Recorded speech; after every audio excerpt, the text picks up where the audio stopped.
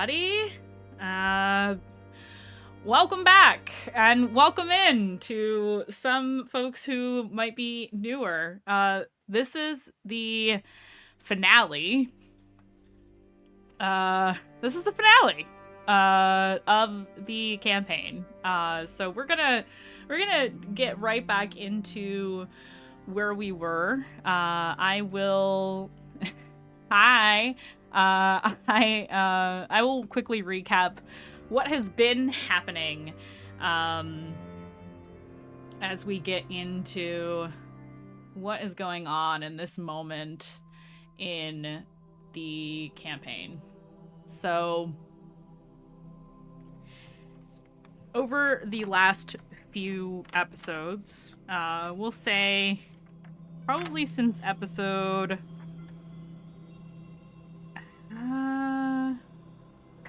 probably episode 67 was when it properly started.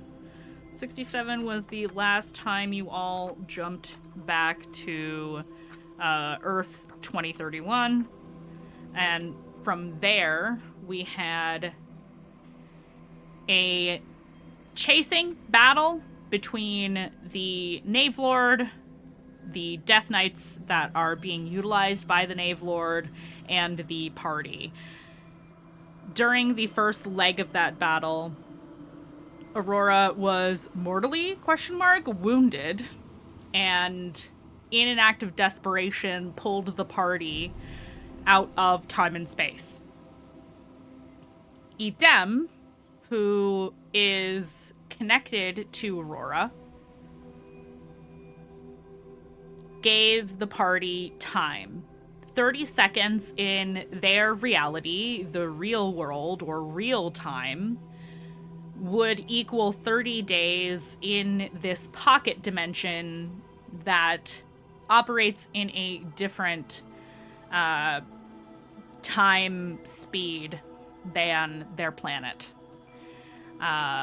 Inside of a sliver of infinity, you can do some pretty crazy timey-wimey shit.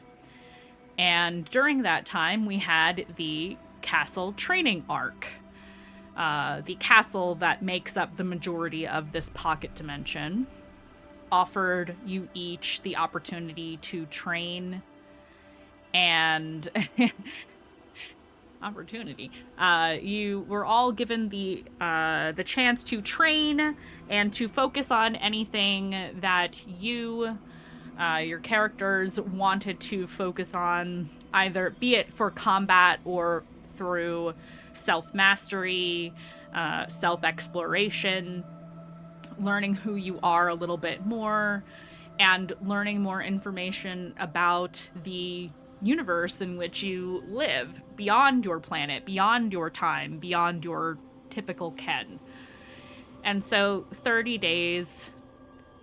was very much your out of time chamber, Dragon Ball Z arc, allowing the party to come back to the fight rested and to hopefully stop the Knave Lord from doing what it set out to do.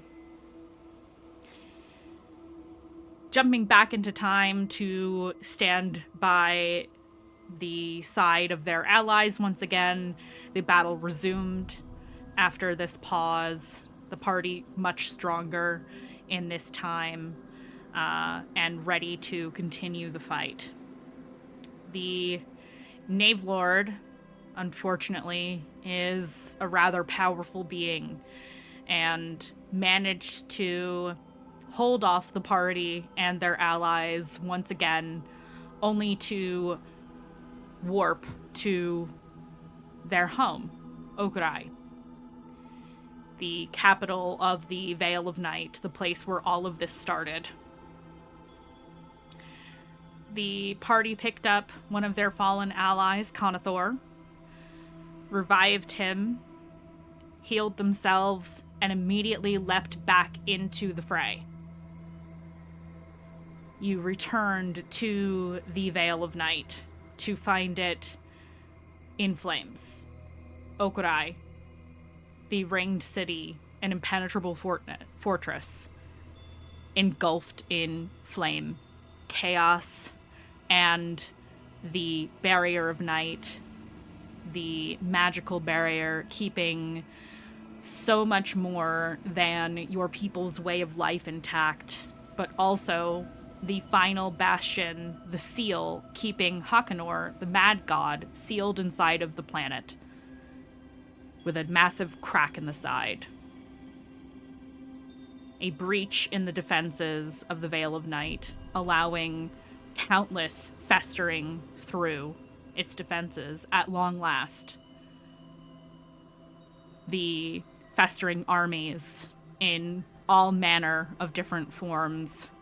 Monsters, humanoids, angelic beings with wings, all the same, answering the call of the Knave Lord, destroying their home.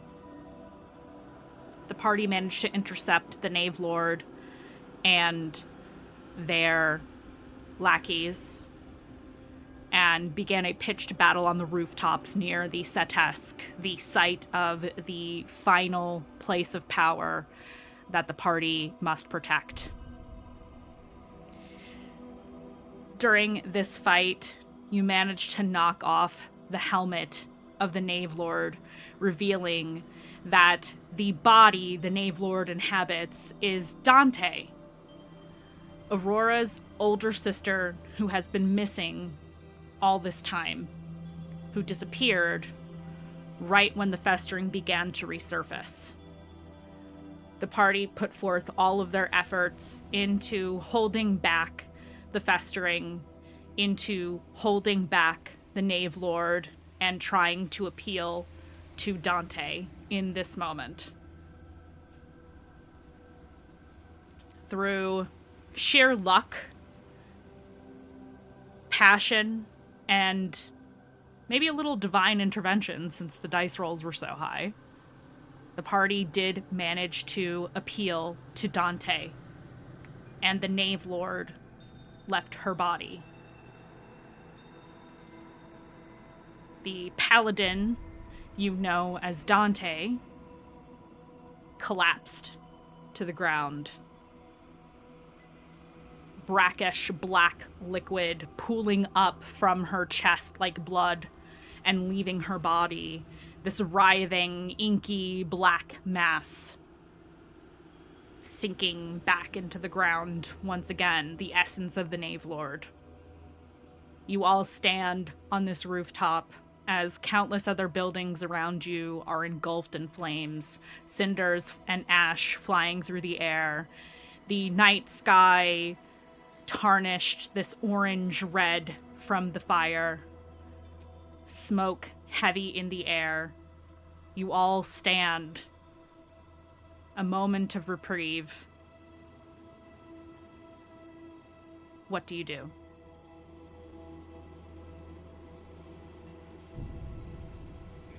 Aurora looks at Dante. Is she conscious in this moment?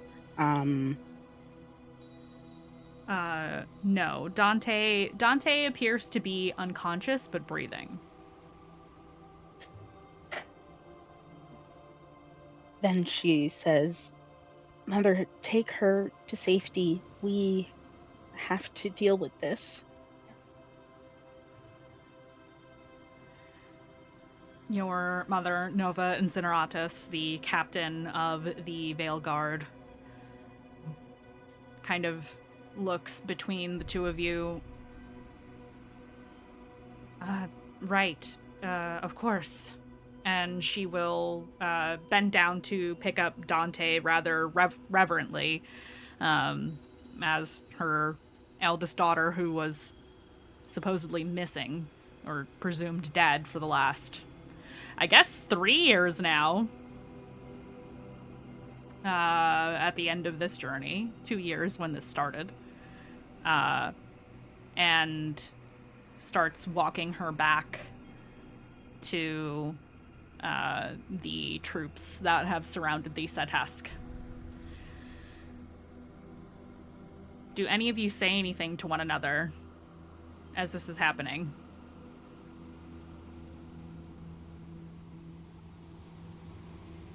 Say, Where'd the goop go?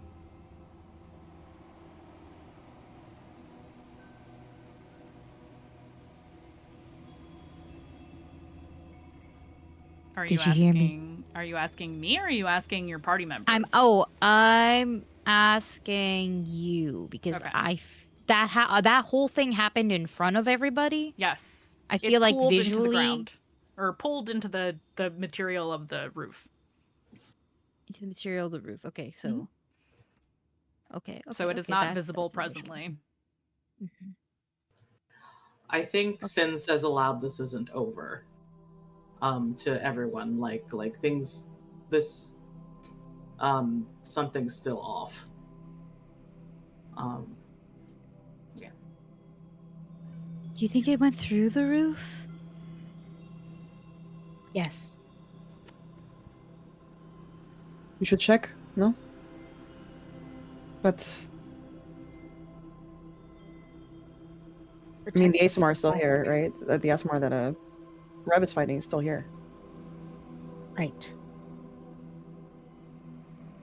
Yes, Yeah, the I could woman in face- black is still in the bubble, which is currently wrapped by it's currently completely encased by vines. Yeah, and the bubble only has 1 minute of time that it's good for. So I think Rev will cross over to the roof of the Zedesk where her not sister and Lord Incineratus are, and will say, "You can keep her contained." He will nod. Unless she has powers beyond my own, I don't see how she could escape this.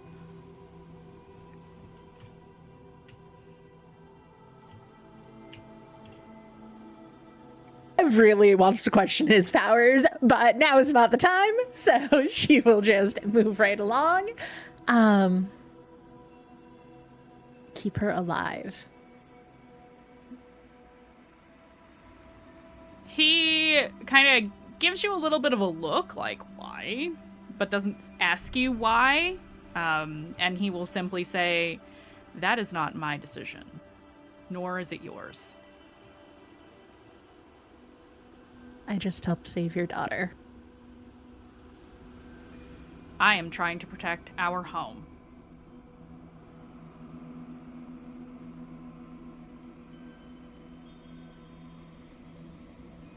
This individual, regardless of who she is to you, is attempting to destroy the Set-Hesk. Do you feel that that is a defensible act, Revelation? She was working hand in hand with Dante. Should we have just killed her instead of trying to bring her back? In the midst of this conversation, a massive silver dragon head begins to rise so that it is level with you all. Ergon says, is there a problem here?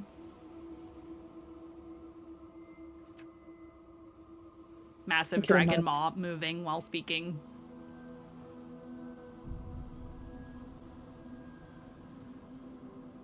I'm merely asking that she, sort of nodding towards the bubble to the thorns, be kept contained through the fight rather than killed. She looks to Lord Incineratus. If you can hold her, then hold her.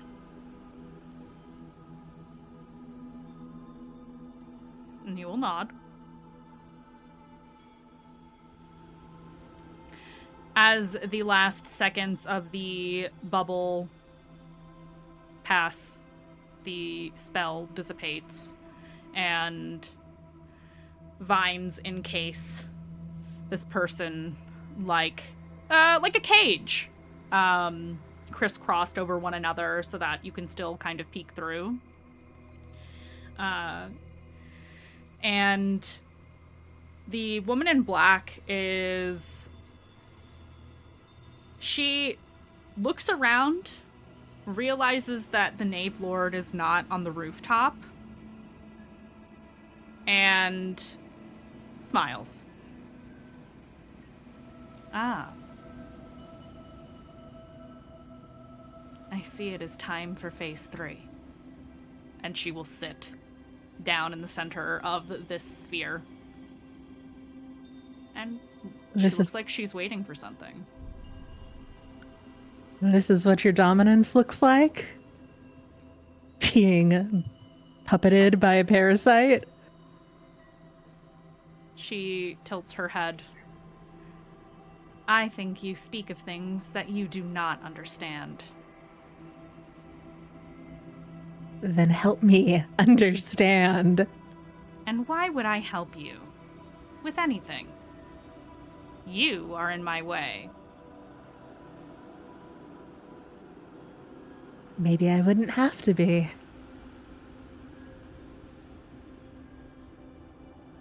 Now. We all know what you chose to be. Playing both sides of the coin doesn't suit you very well. If you And what wanted about to, you? If you wanted to act like a pet of the Lord of Lies, then you should have kept doing so. And what about you? Did you even choose? I certainly did. Or are you just going along with the first master who found you? She looks at your party. What about you? Looks like you're following this ragtag group around. For why? You were supposed to be destined for greatness.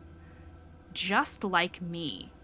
And you choose to squander it on this. Yes. When this I is chose over, this.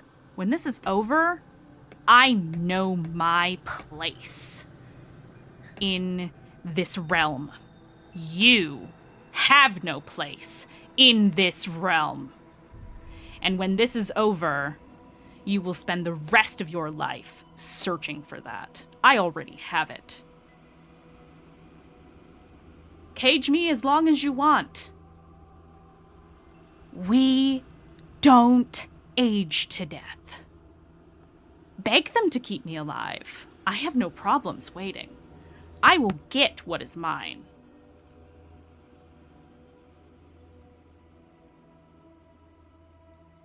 Misguided child. Rev just stares at her. Can I do any sort of insight here? Yeah, you can insight her, absolutely. Yeah. Yay! Actually, I should grab And I dice, give too. Skittles to Rev.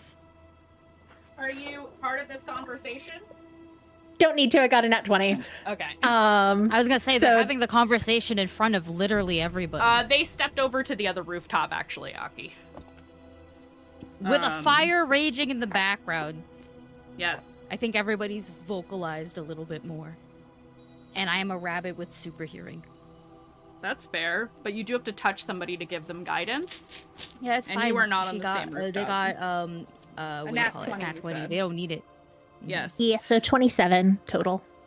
Excellent. So, here is your insight into this person.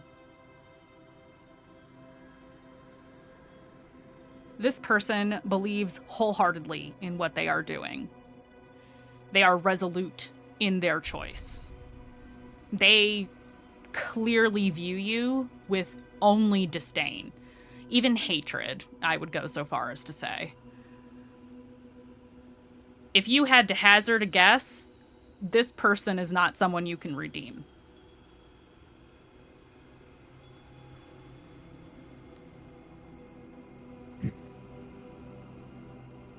I mean, Rev also mostly views Rev with hatred, so that's fine. Yeah. But Yeah.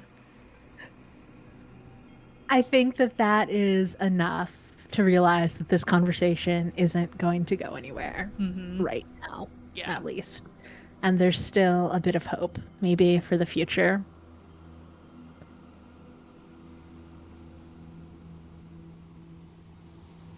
So she will just shake her head and say, I'd much rather pick my path, pick scrabbling and looking for meaning with people I love by my side than just reducing everything to destruction at the behest of someone else, and walk back to the group. You hear her laughing behind you, as though she thinks what you said was very funny.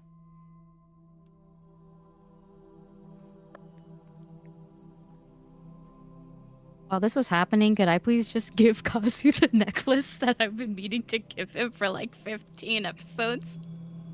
The necklace? Well, it's a necklace now because it was the hag stone that I dipped in the really cool Loch Nimue water, and then I was able to I thought you gave make... that. Oh yeah, because he wasn't with you guys in the. Nope, he the wasn't pocket. with us, and then we jumped back into battle, and then Yeah, we jumped back into. There was no real time, but we have a tiny bit here. I could just. Yeah. Okay, you walk up to Kazu. He looks you over like he's looking for wounds, and he's like finally catching his breath after like lots and lots of battle in your absence. And I think you get this thing out and you like start to hold it out to him. He just grabs you and hugs you. Okay, yeah, hug back. Now that we have a moment to breathe, you were gone. What happened? Aurora has a castle inside the Time God. You know what? That tracks. Okay. And I have so much. I'll fill you in later. Look how buff I got. But I see. No, it was like 30 days of that. Now he looks a little This mind is blown. for you. 30 days? Yeah. Okay. I promise Time I'll- stuff. Time god stuff. Yes. He was a book with a library card. But I'll explain it. I'll explain it more better later. I'm All right. doing this. I'm like just putting the cord over his neck and fixing his hair and fixing so that way the thing doesn't get stuck on like intertwined. There's so many like fucking like this man This is has a lot beautiful. of Did you make this? straps. I made one for a bunch of us. I'll give it to them later. You know, maybe if this place doesn't blow up. Yeah, we got work to do still.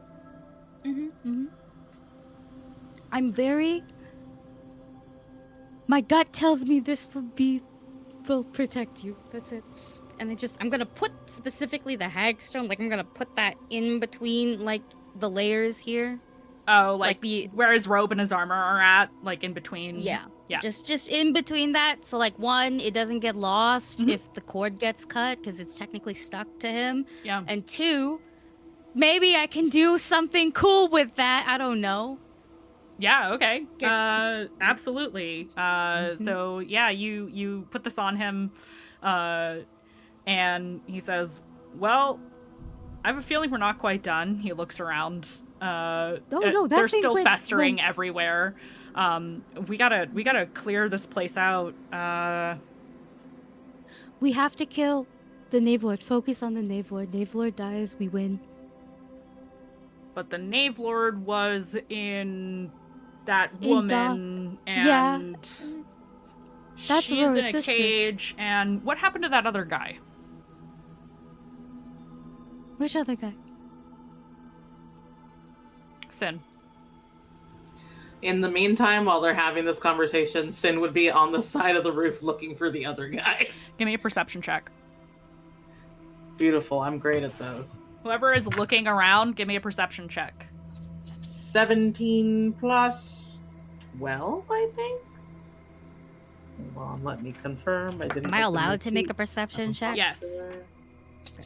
I rolled just because Aurora is looking. I didn't expect to Yes. actually roll something useful. 19. 21. 29! Hey. I need to do math. 1 second. I don't like it. Do you want to tell me the math and I'll do it for you? No, it's okay. I have the calculator. That's 31. Okay, Nice. so almost everybody got above a 20. That was the DC.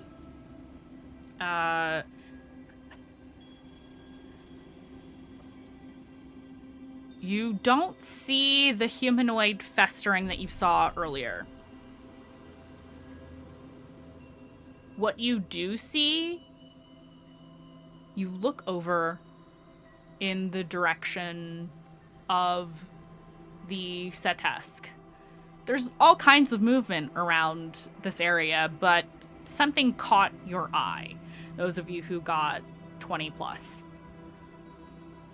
And you can see that there is black webbing beginning to form over the surface of the Setesk behind where the soldiers are standing, up one side of the wall onto the rooftop. And it is moving so slowly. You're like, what is that? And then you see hands begin to emerge, climbing, grasping at the side of the building. Hundreds upon hundreds of them, tiny grasping hands, growing larger, growing claws, moving now quickly, like Thing style, towards the vine cage. And shout, yell, whatever you want, but these hands immediately tear through the vines. They break the staff that Lord Incineratus is holding, and the goo begins to form up and start grabbing at the soldiers that are on the rooftop. I have a question. Yeah. We were treating this as an interlude timing. And I just realized I had Bigby's hand up during this. Yeah. Can I have its final action as it goes out be to push Aurora's father away from the hands? Yeah.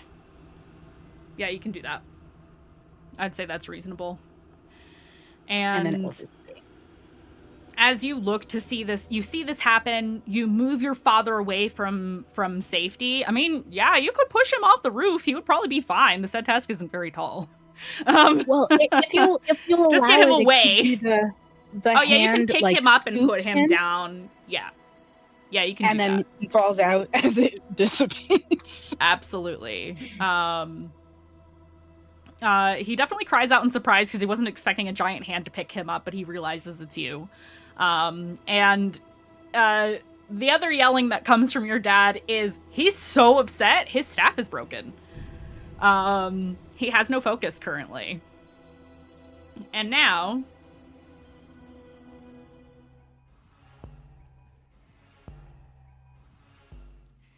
the festering essence encases the woman in black's form. And it's not pretty. Content warning, gore. These things tear the body apart. And you watch as it knits her back together. Her skin begins to turn oily black. And left in its place is a very familiar set of armor.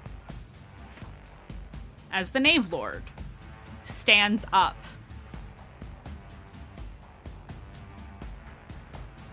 full helm, swords on the back, stands atop the Setesk and takes the sword off of their back and stabs it into the roof of the Setesk. We are now moving back into our initiative order. It is the wolf twins, Nikita and Conathor. That is where we are picking up at 21 in the initiative order. Nikita, I need you, before you do anything else, all of your rages and things are still up. Any not timed spells that are very long term, obviously for everyone, still up from before, other than the bubble, which we established was popped. It ran out of time. Nikita, I need you to roll me your dire rage roll Got it. before you make your action.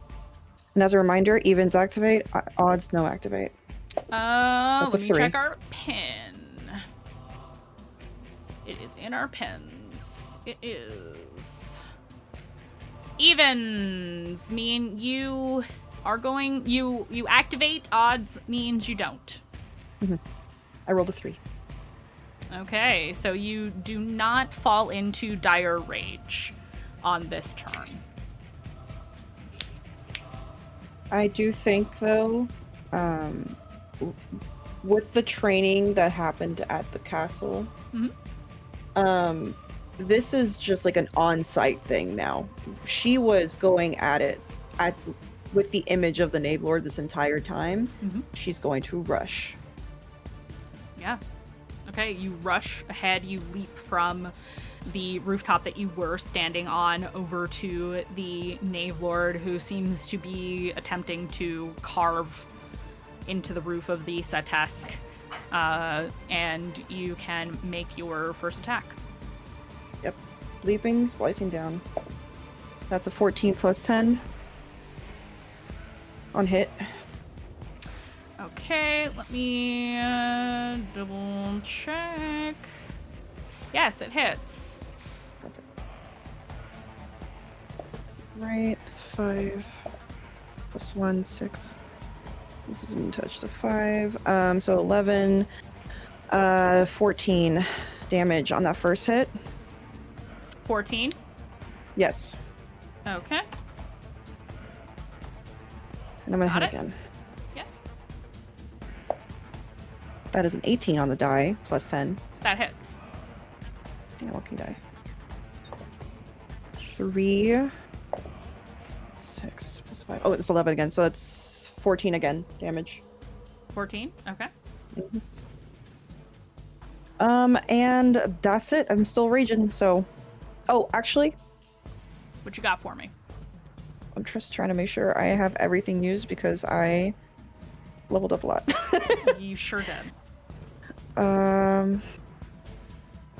Let's rage infectious fury. No, we're good. That has to be a natural weapon. Okay, we're good. Okie dokie. So the Knave Lord / the woman in black ? Who is she really? Is going to take her legendary action and attack you. Okay, that is 28. That hits you. Hits. And Even if I had dire. And max damage on my tail. make me a Constitution saving throw. I'm good at this. Yes. 15 plus 8. Okay, you succeed. You watch as the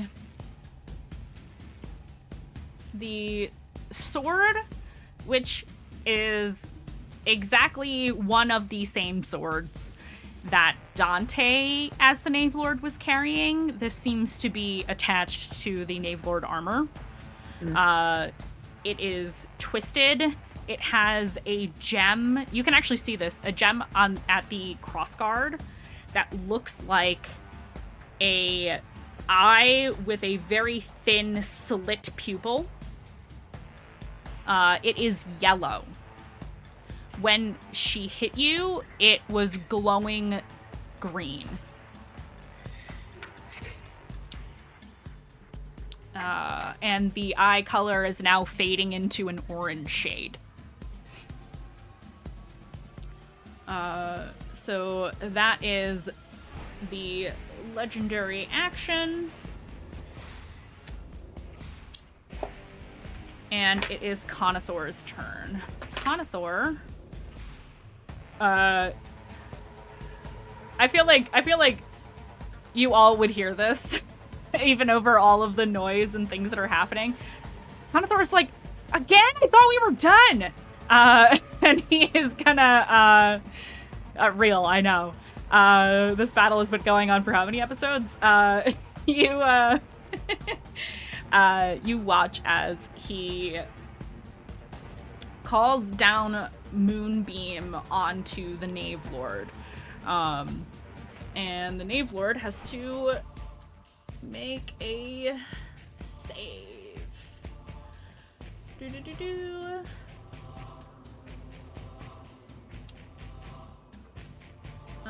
Moon enters spell area for the first time. Takes 2d10. Okay, not yet. Okay, so it is over, because I don't think it does damage immediately. I think it takes after. Yes, it's after. So the Moonbeam is currently on the Knave Lord. It is now Dayu's turn, and then it is the Knave Lord's turn. Question. Yes. Because I do not remember from last session, did Conathor use the Bardic Inspiration at all? I think he did. Okay, I just wanted to double check that. I don't actually recall. Yeah. You gave him what, a D12? A D12 that lasts for 10 minutes. Okay, I don't recall if he used that. We can say he still has it unless you want to gift it to somebody else. No. I'll keep it with him. Okay. I'd rather he has it just in case he needs to make any form of save. Because a D12 is very helpful. Okay. Unless he nat 20s it, then like, oh, the fuck? Okay, Yeah. well, it's still there for 10 minutes. It's 10 minutes. Yes. Let me yeah, I write just that wanted down. to... I thought I had it, but I don't. So. Yeah. All right. Yes. Oh, I do have it here. I just- did not check the box in my notes for it, so he hasn't used it yet. I have it right here. Oh, okay. Dope. Yes, I just thank you, wanted to double check that. Yes. Okay. Ooh, there's so much going on. So just like by looking at this battlefield again, Yeah. Is our only active enemy right now just the Knave Lord, or because there was a few other squiggly gigglies? I don't know if they turned. The small ones that were forming, that were being summoned, I believe they all got chopped because they were not fully formed yet. There are festering everywhere on this rooftop, not at this very moment, but they are all around you guys. They are being fought against by Veilguard, by citizens, by other adventurers. There is another, actually something I didn't mention is there is another military force here that are wearing Elysian colors. That's what happens when you befriend people through cryptid memes. Yes, so much of is the Holiday action stuff here because he said he'd be here. Sorry. there are those with colors of Southmore. Yes. Look at that. It looks like there's a few different military forces here. There's 2 other military forces other than the Veil of Night Guardians. Okay. But in our main fight, it's just Knave Lord and us. Presently, yes. Nobody else has entered the ring yet. Okay.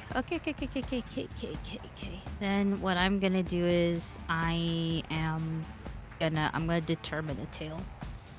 So that's another bardic inspiration use on me.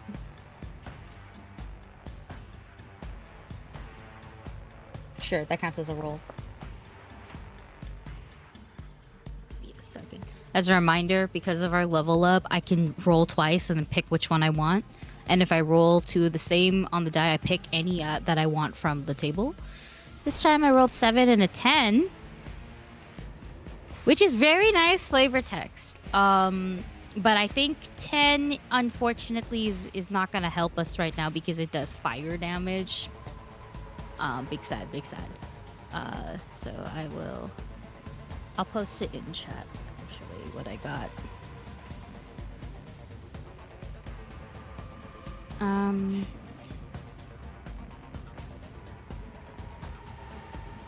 Succeed on a wisdom saving throw, takes psychic damage. Okay.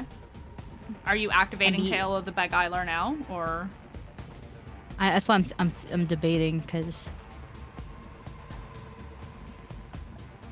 am I gonna do the? How good is Kazu looking? Like on a like. Well, you know he's looking good. No, I'm just kidding. I know he he's is fine he as is fuck, almost but like I'm talking. he's I'm almost being, like I'm he's ahead of almost the game, max ahead hit of the points. game. He's almost Okay. max hit points. Yeah.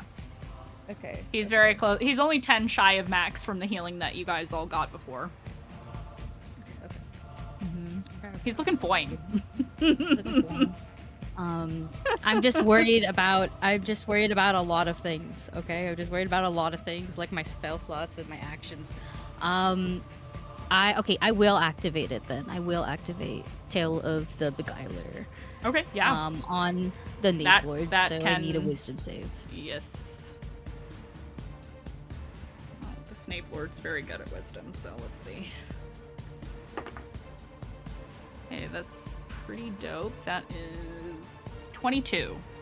Yeah, you'll beat the DC, and I don't think you'll take any.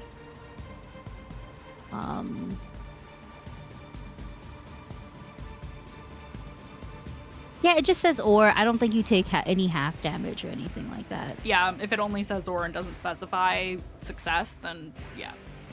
Yeah, it just says or take psychic damage and be incapacitated, but that didn't happen. So bang bang, didn't work, did not get beguiled. I'm gonna choose to. I still want to be within like roughly 30 feet of them, but I'm once again trying to favor spreading out a little bit more, especially because I do not have the spell slots for aura, so there won't be that going off. But I still have like I want that range where it's like I can still maybe run up to the frontliners to touch them with cure wounds or something like that. That's the vibe that I'm going for. Okay. So you are positioning yourself. Are you holding further action? I don't think I can. I mean, if any, I don't think I can. Right now. That's fine. That was all my stuff. Got it. Alrighty. So we are moving on. Legendary action and then regular action. So legendary action. You guys are gonna hate me for this one. How many legendary actions does the Knave Lord get? They get per round. They get, I believe it is 3 points of legendary action, and when it is their turn again, it resets. Gotcha. I wasn't sure how much was used by the attack on Nikita. Just the one. Yeah. Gotcha. All right. Yep. So let's see. Let's take a look. See here. Yeah, okay.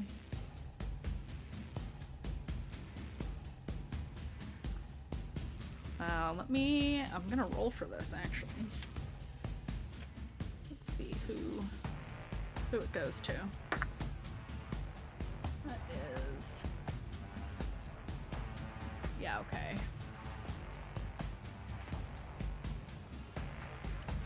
The Knave Lord, who's currently locked swords with Nikita, actually vanishes into a puff of mist and reappears in front of Dayu, swinging the sword down. And that is going to be... This is it, the third boulder. See how you do on your Constitution save. That is a 26 to hit And I need a Constitution saving throw, please. Roll the damage while I'm at it. I'm gonna use a fucking luck die. Just gonna ask, but it's a legendary action, so I can't sentinel this, I'm assuming, right? It's Nope. not necessarily an opportunity attack thing? Got it. Nope, they vanished. You can take a swing if you want. I'll let you. It's not gonna matter. Just for the theme of every time you Yeah, hit shave the hit somebody points else off. besides me. Yeah, shave the hit points off. If you give it to me, I'll do it. I'll give it to you. Go ahead.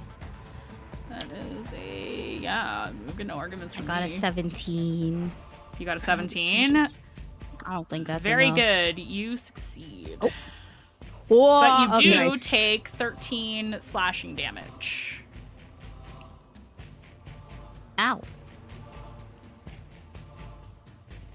That was a 20 total. It was a 10 on the die. That hits. Oh, okay, cool. I wasn't sure it was different because it's like... This Knave Lord does have different stats. However, the AC is not is roughly the same. Okay. It's very close to the same. 8 plus... was it 5? Yes, 15 plus 3. 18 damage on that. Okay. Don't hit the bunny. There we go. And now it I'm is so scared the about that. Knave Lord's proper turn. Fucking. Let me take a peek here. Do-do-do-do.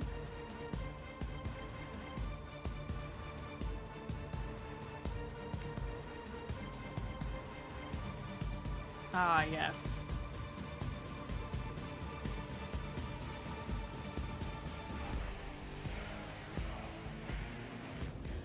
Dayu, I need a wisdom saving Yeah. throw. Your target is 18. My target is 18. Mm-hmm.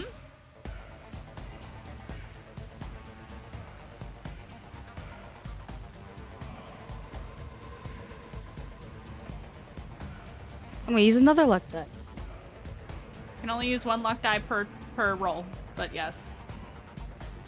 But yeah, I know that. Okay, you said another. That's why I was like, no. Oh, because I used a luck die literally the last yes, time you yes, hit me. yes.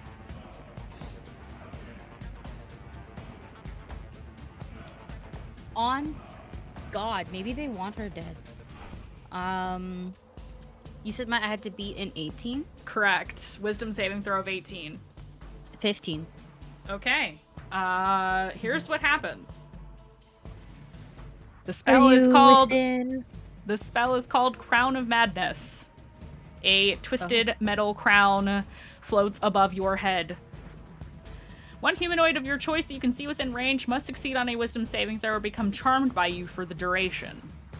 While the target is charmed in this way, a twisted crown of jagged iron appears on its head and a madness glows in its eyes.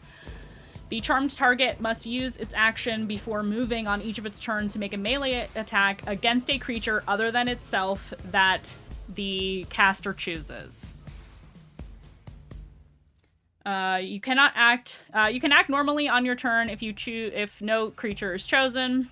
On subsequent turns, you must use your action to maintain control over the target. So the Knave Lord is choosing to control you in this moment.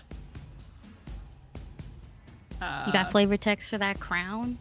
It is jagged iron. It is twisted black metal that, you know, this is pretty dire. This is final battle shit. So I'm gonna say it does cut your face up a little bit. But yeah, that's Dayu. Everybody watches as Dayu's expression just turns off. Red glowing eyes that look like festering.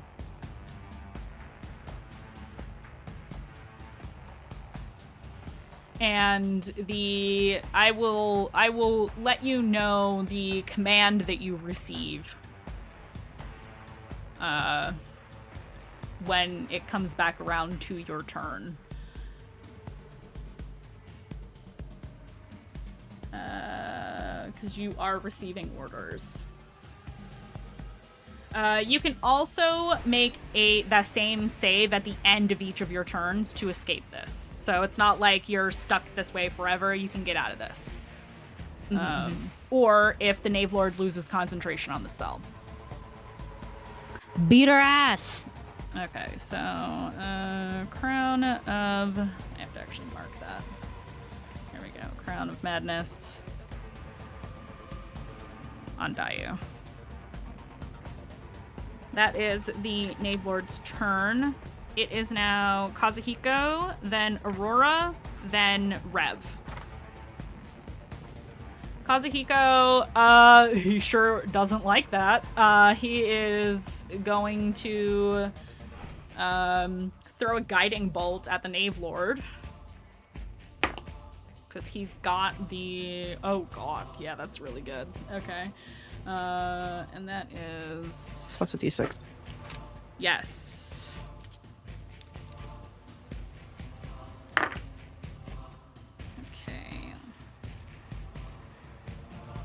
And plus a d6.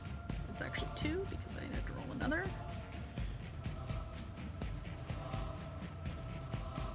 Okay. So that is...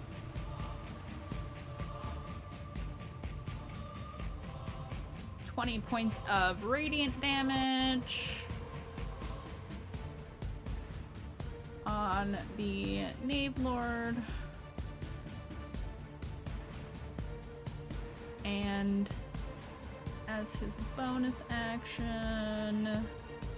Oh no, he's still shifted, so I don't need that. And that's it for Kazu. On to Aurora. The Aurora. concentration save. Ah, to yes. Get a kid with. Yes. That is a success. Boo. Okay. Aurora is looking at the new Knave Lord, and she is angry, but not as angry as she was before. Her hair is free from braids for the first time that any of the party has seen her, except for Nikita, and is like a big mane of fire, of blue, and she cracks her spellcasting focus whip towards the new Knave Lord and says, "No," and casts Chaos Bolt. So Let's go. I'm gonna roll to hit first. Do the thing. Do the thing. I am going to use a luck die because what am I holding on to them for? Yeah, why hold on to in them? case Use I them, can all of them. Succeed. That's what I'm doing. Oh As yeah, you that's should. way better. This is the time. Okay. This is the episode to use them. 33 to hit. That absolutely hits. Great. Roll So, my save here. Please beat her Okay, ass. I beat marked her. off, but I did not state that I was using the 4th level. You're using 4th level? So I'm rolling my initial ones first. While Charmy is rolling that, reminder to the folks at home that with your channel points, you too can give our players luck dice, or even a long rest if you have enough points.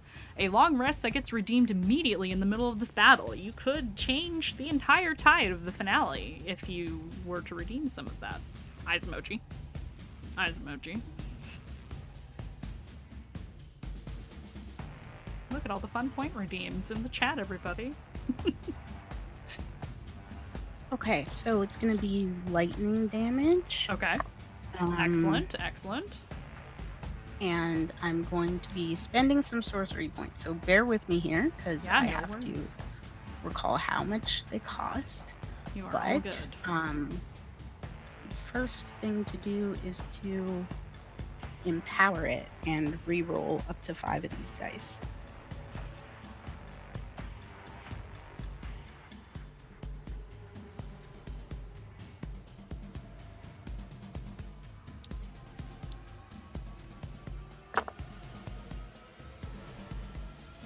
Okay, slightly better.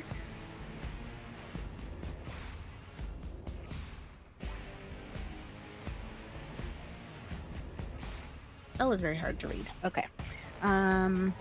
So it's still going to be lightning damage. I now am doing 18, potentially plus something. Let me just double check. Okay. Lightning damage.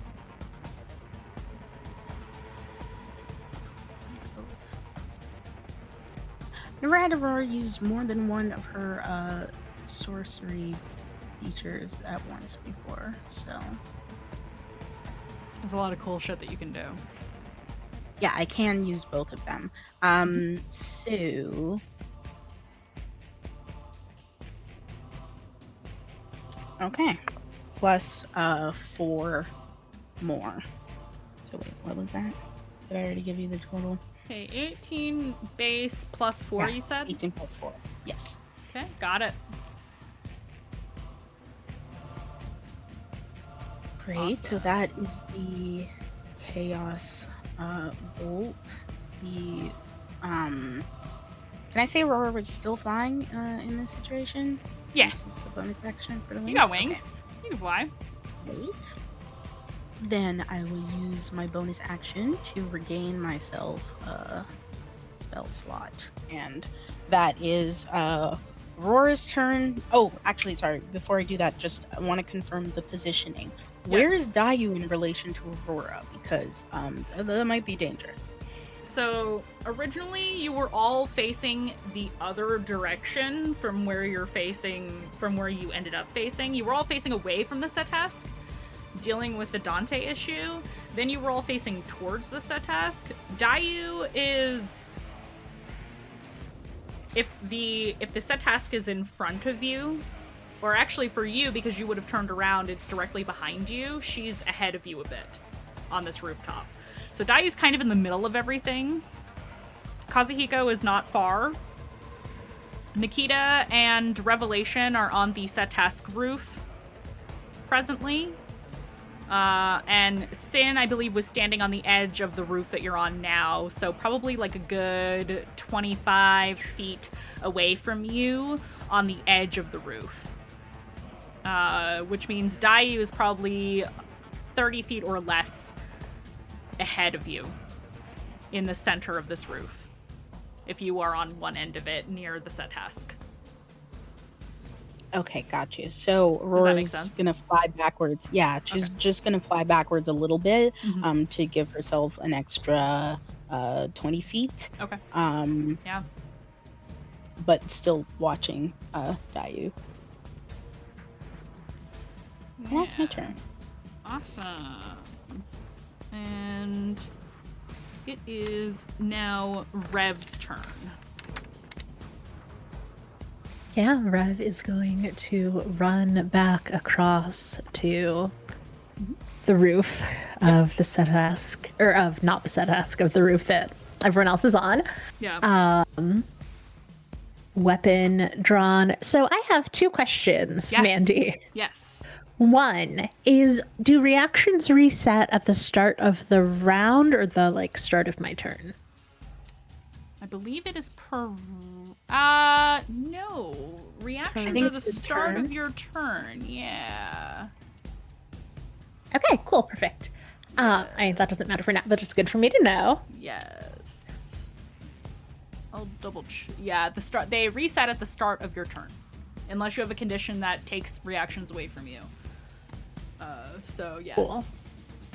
They reset And now. then my second question was, I have the ability to do a cleansing touch, which is a willing creature. Does Dayu count as willing, or does being under the spell mean that she would not be willing to be cleansed?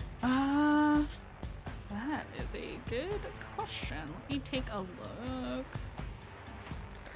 Yeah, it's a paladin cleansing touch. You can use your action to end one spell on yourself or one willing creature that you touch.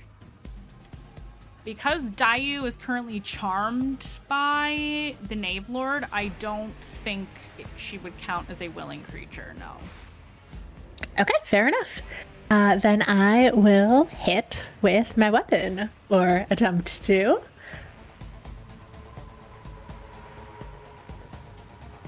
That is a 22 to hit. That hits, yeah. Okay. And the second attack is a nat 20 again. So, first attack is a... do you need radiant damage separately? Yes. Does it have resistance? Okay, Yes. cool. And is Nikki's 1d6 bonus still up? Yes. Okay, cool. Thank you. So that is 18 damage for the first hit. Okay. And how much of that is radiant? None. Okay. And then for the second hit, I will also do a smite. Mm-hmm. A blinding smite? Shining smite is what it is called. Ma'am, please. Thank you. I don't know why I rolled my d20 for that. That is not the dice I need. Shining smite is an extra 2d6. So...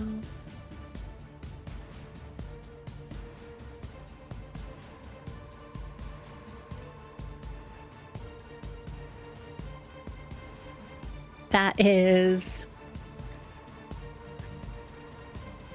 32 normal weapon damage.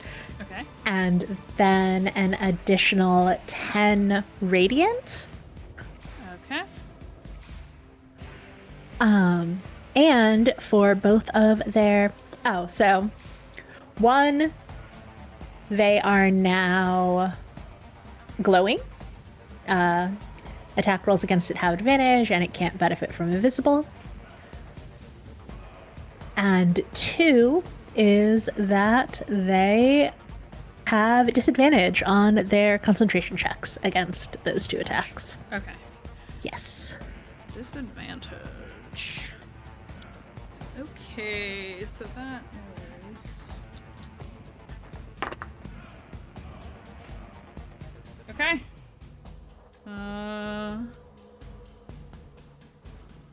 We'll get to that in just a second. Anything else on your turn?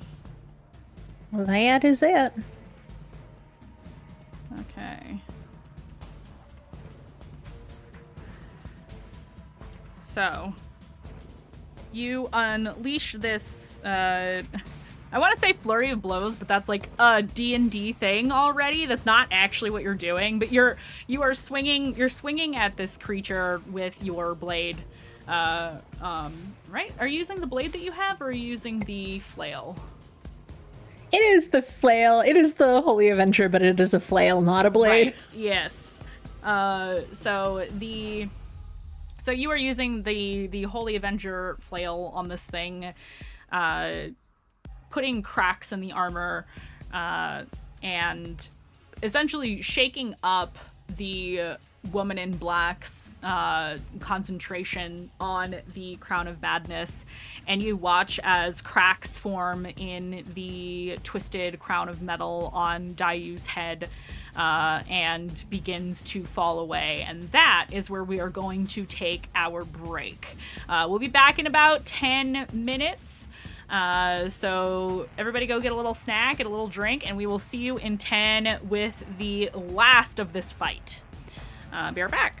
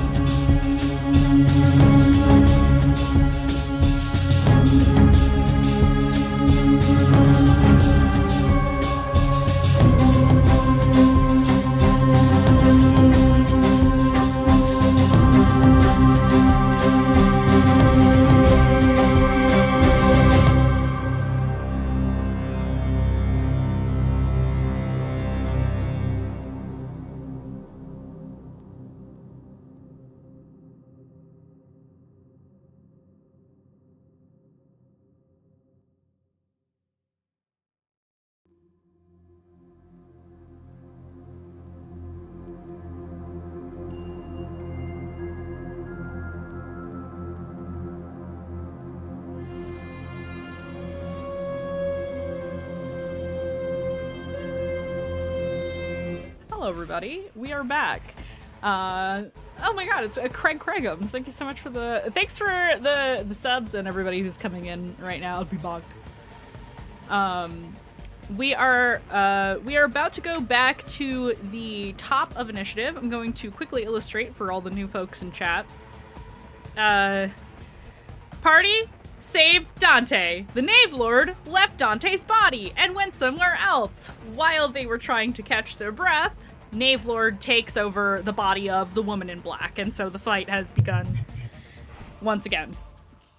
The final battle, if you will.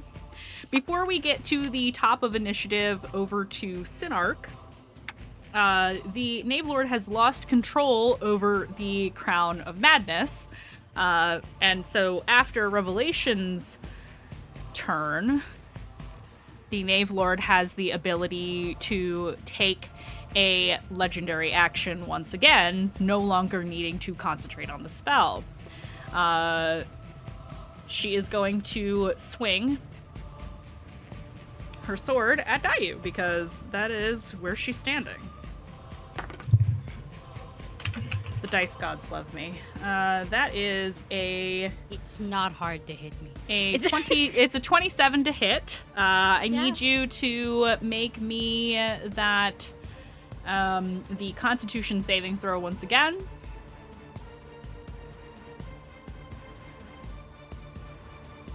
I'm gonna roll the damage. Okay. I'm gonna use my last lift die. Okay. The dice don't like me today. What a great way to use all of those up, you know?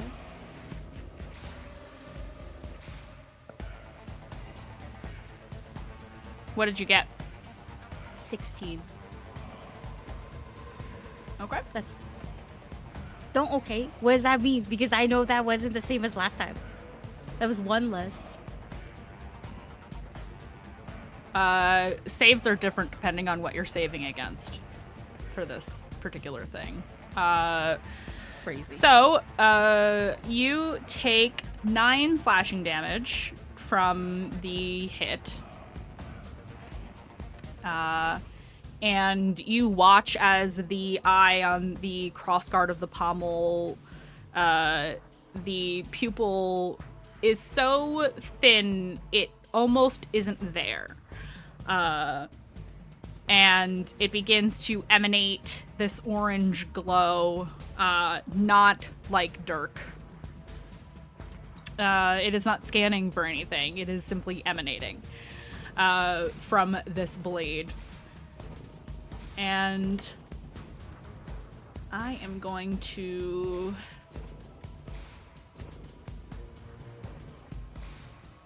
mark this down.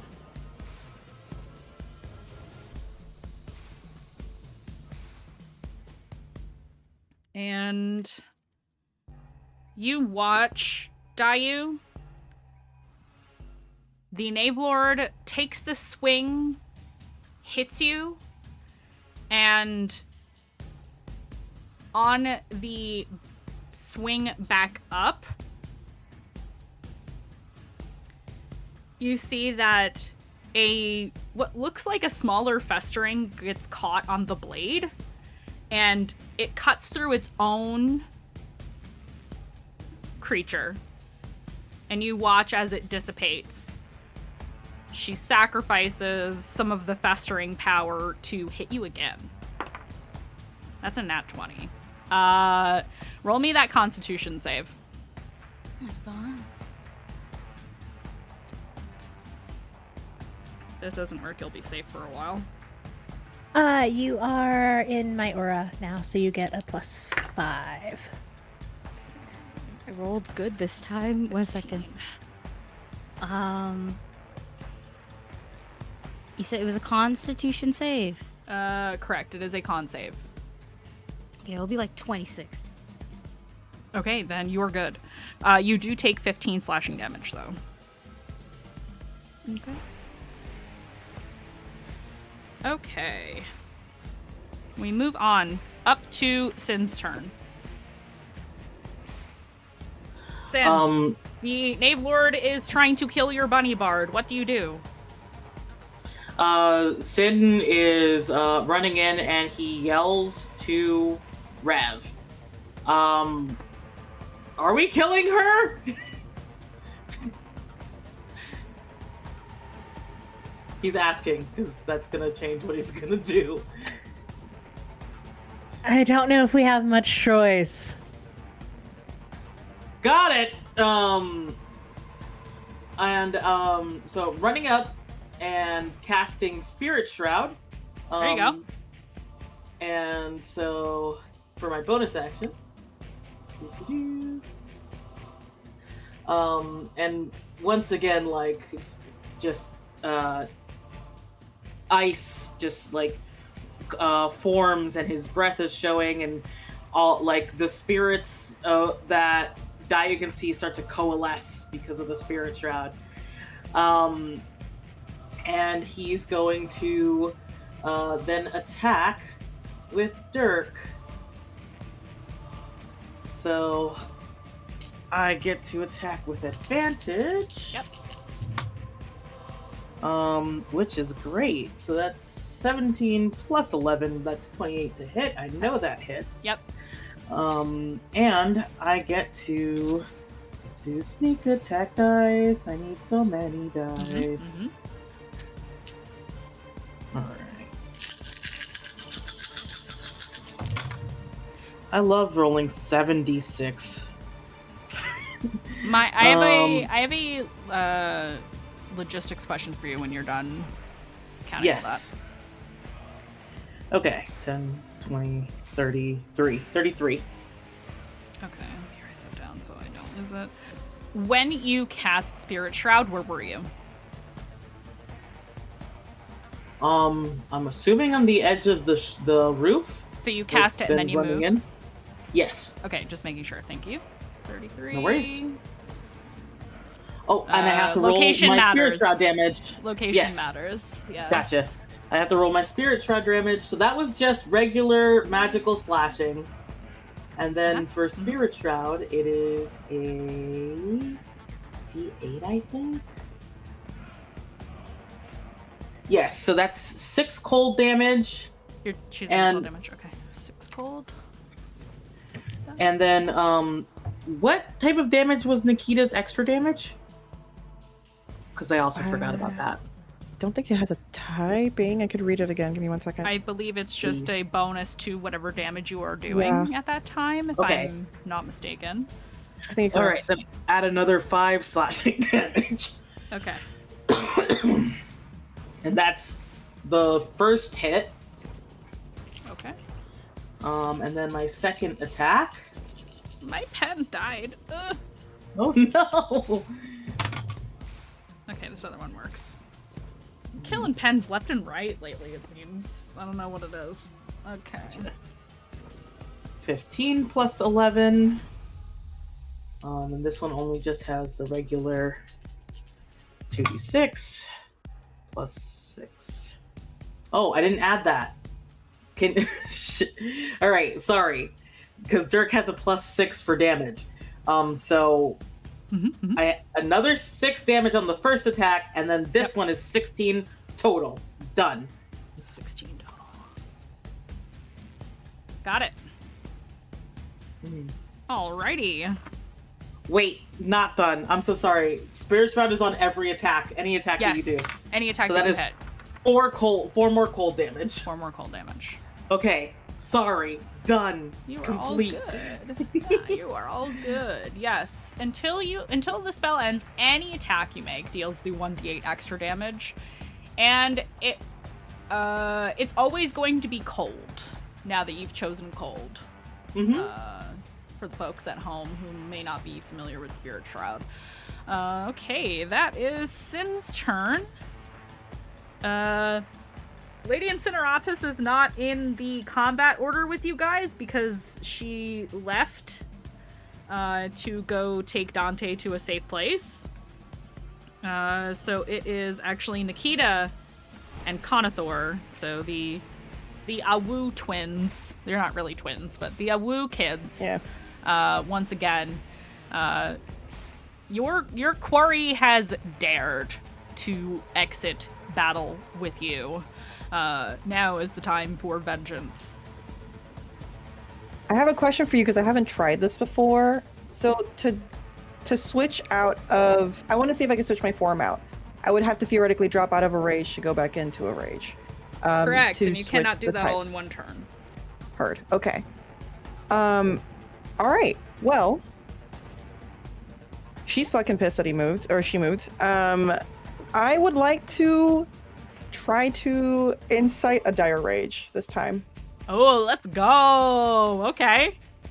Okay, I'm so scared right now. Let's go for it. Right now. All right, cool.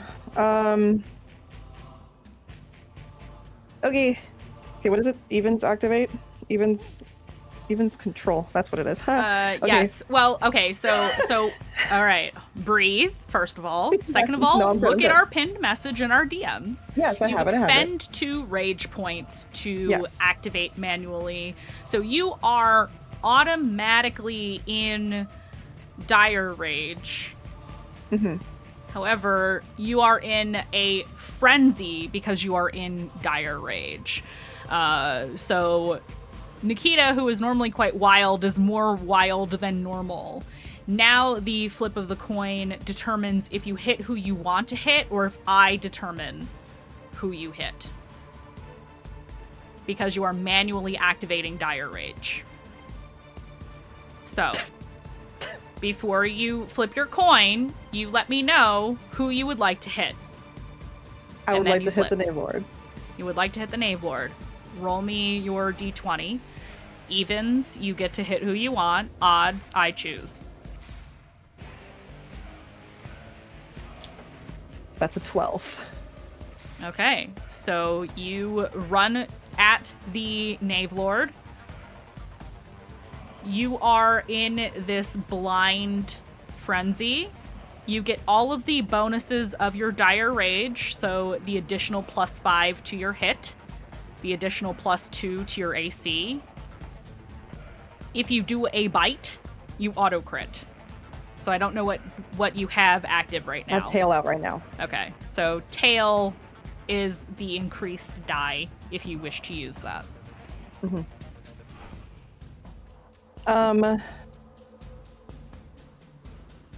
I think we said that we could do interchangeable with the tail and the sword. Correct. Before. Okay. So I would like since she's far away, she's again huffing and she's just getting bigger and I like visually for all the things to be there. Yes. So she has her bite, she has her tail, she has her claws, but she's effectively only using her tail. Right. That's fine. And she's going to borderline on all fours, kind of like run at the Knave Lord. And I would like for her to do a spin, hit with the tail, and then slash with her sword. Okay, So that's the visual that we're getting here. Roll to hit with the tail. Okay. That is a 13 on the die. So +10. Oh, +5 to that. Mm-hmm. So you super We're at hit. +15 right now. Yeah. You super Okay, hit. cool. Okay, the damage on that. Let me just make sure. So the tail's 1d8. I had the wrong die in my hand. It's a Okay. d12 now because you're in You're dire so rage. right. New mechanics, cool. everybody. Yeah. We made shit up for this. Yeah, it's so fun. Okay, so that's 6 on the die, and then +5, so that's 11 +3 to my rage. And then also, I would like to use Infectious Fury, which is I think it's a free action if I'm correct. So that first Yeah, why not? one Screw it. with the tail was 14 damage, you said? Yes. Okay, got it. Yes. Okay, yeah, so then give me a wisdom saving throw on this, because why not? Wisdom save, got it. That is 16. Oh, I definitely beat that. That is That's fine. a 23. Yeah. I'm just gonna try until, like, maybe you get a nat 1. It'd be cool to Hey, use this before the fucking campaign I'm ends. switching out the d20s. I'm switching them out. Every Cool. round.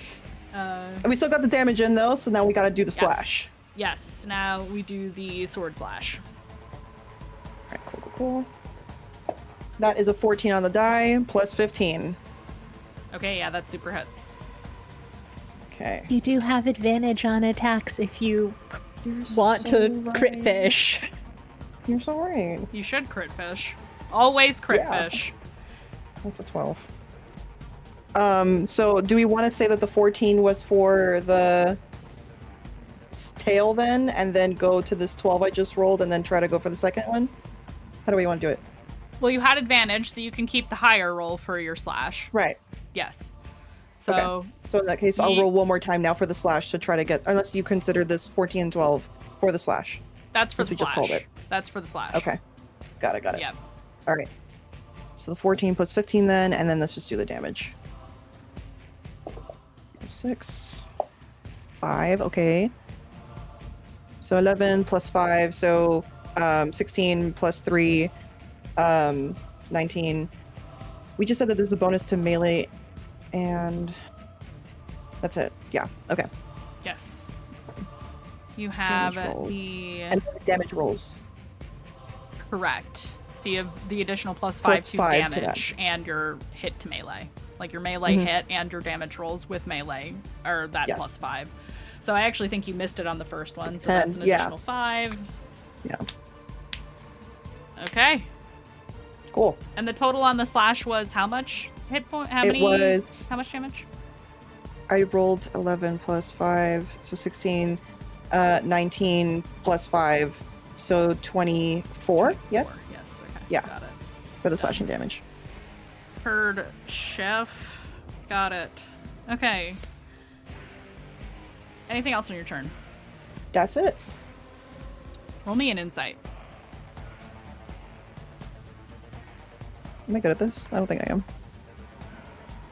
I'll give you advantage because your animal instincts have taken over. Thanks. Thank you for that, because the first one was a 7. It's a 7. Oh, Jesus. Okay. Actually, can I use my luck die? I got like 4. That's up to you. I'm not gonna say you can. It's up I'm to you if you down. want to use that. I'm done. I'll use it. Okay. That means you get to roll twice because you got advantage on something that you already had advantage on. That So I bitch can got a roll 7 again. again. I did get a 7 again. Okay, you're fucking cursed. You know what? I'm gonna show up at your parents' house. And I'm gonna perform Olympia on you. Okay? All right? Okay? All right? I'm gonna show up with a bunch of eggs. We're gonna use all of them. So the first one was like a 6 plus 1, so 7, and then I rolled a 3. And then the second time around, I rolled a 6 again, and then I rolled a 2. Just wanted to share that. I love you so Hey, much. Never change. The damage is out. No, change. What the fuck? When we switch to D6s, I hope your luck is better. That's all I gotta say. When we switch to a different kind of dice system entirely, I hope your luck is better. I'm ever rolling max damage, I think, at least. It's just a hitting. It's a d20 for some reason. You in the fog of the dire rage, your animalistic instincts are blinding you to what is to come. With that, we will move on to Conathor. Actually, before that, the Knave Lord has one more legendary action on this turn because I sacrificed 2 to hit value twice. So we're just gonna do that. Let's do a spell this time. Oh yes, this is good. Let me go all the way to the bottom of the list.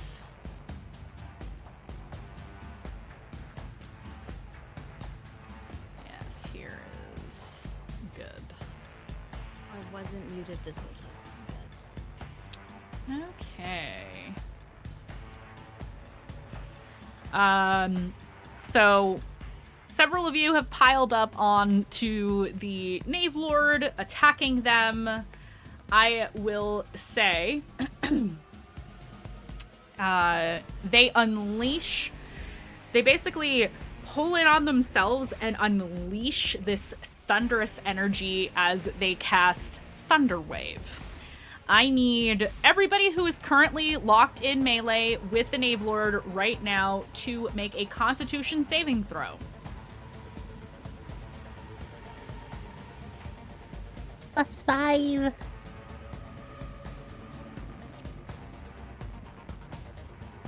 That everyone but Aurora?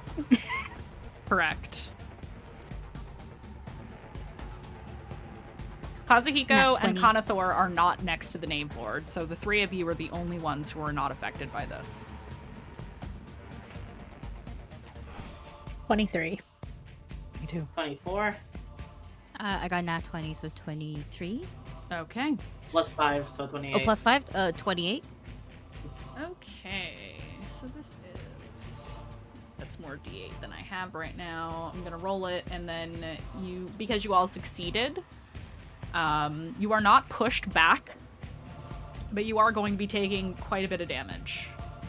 Or half of quite a bit of damage. Let's see where we're at. Okay. So the total is 28 thunder damage, so you would take half of that if you have gotten 17 or higher on your save.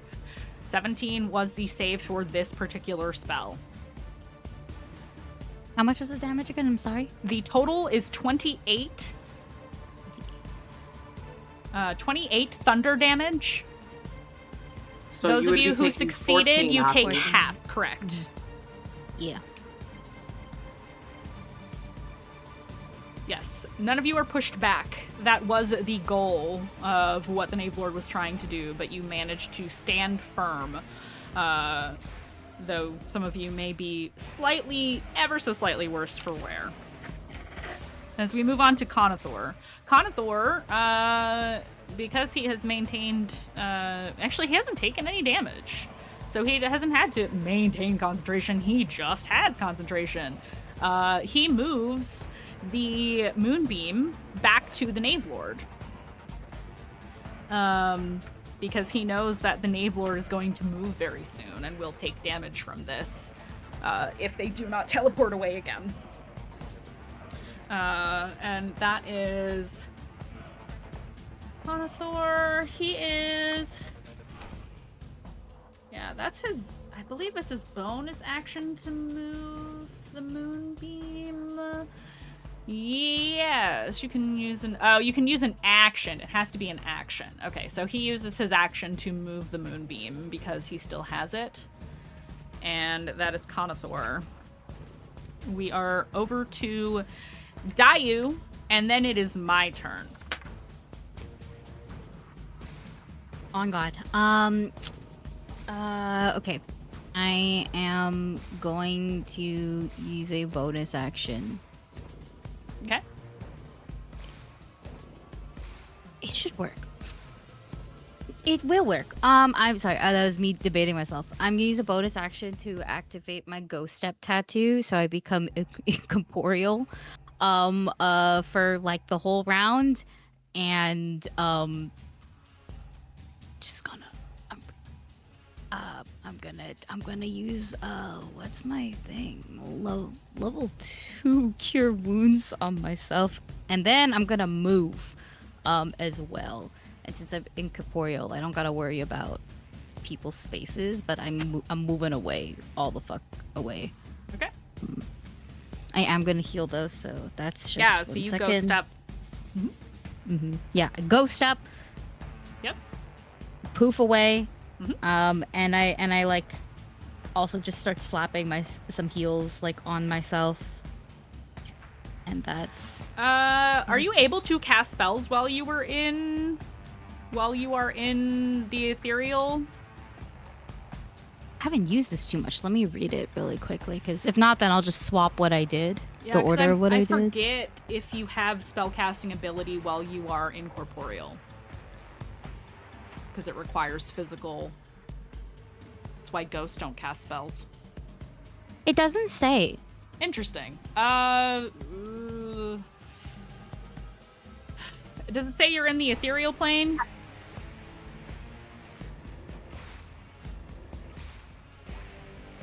I don't think you can cast spells in the ethereal plane. If I can't, then I'll just change like what I did. Okay. Generally only affect other creatures, objects, or effects that are within that plane. You can perceive the material plane up to 60 feet away. You cannot target or interact with creatures that are on the material plane. Since it's you, and you've fully stepped into the ethereal plane, which obviously is a different name here, but mechanically, you can heal yourself. Okay. Yep. Let me just do Because that. you crossed the boundary. If you were trying to heal others in the party, that would not be allowed because they're in the material plane. I see. I understand. Yes. So you're good to go. Yes, I am. Okay. That's nice. I should be healing for about. I will heal myself for 23. Okay. Got it. And I am moving away. I'm moving 30 feet away. Okay. In terms of where that is, I'm not 100% sure. If you want to just move to the other side of the roof, if you want to move to the other roof to get more distance away, you can position yourself as much distance as you are allowed in this form, which I believe is your full distance, like your full movement speed. It is my full distance. Yeah, and I'll be in this form until I believe the end of my next turn. Yeah. Which is So nice. Yeah, you're safe. Yeah, I'm just gonna move to the other side of the friggin' part of the building. I'm not jumping roofs or anything like that. I'm just You wanna be slinking just as far the back? fuck away. Yeah, of course. Yeah. I do have some Smart move. resistances in this Yes. form, but I believe it's only from non-magical, and I doubt that is gonna help right now.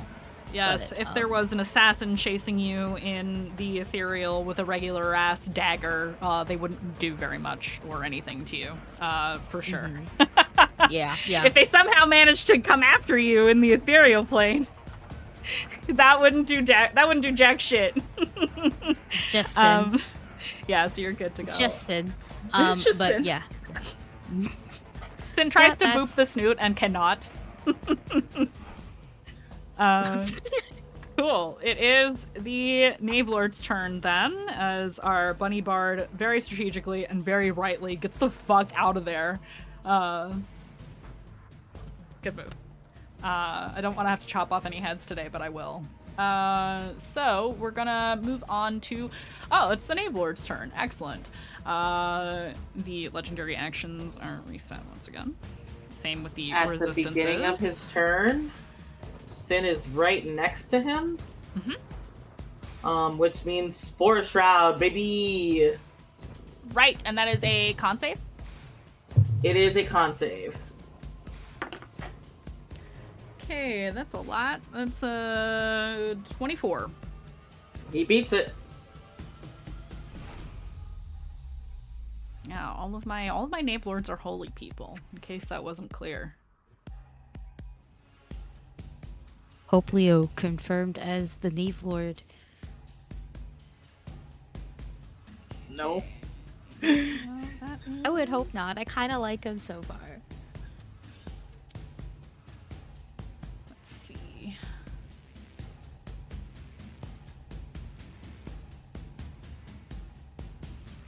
Ah, yes. Noted. I will remember that. Let's do some big magic.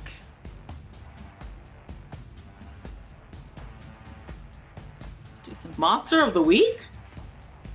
yeah, we're switching systems in the finale, you guys. Let me get out my Monster of the Week book now. Okay, what is the range on this?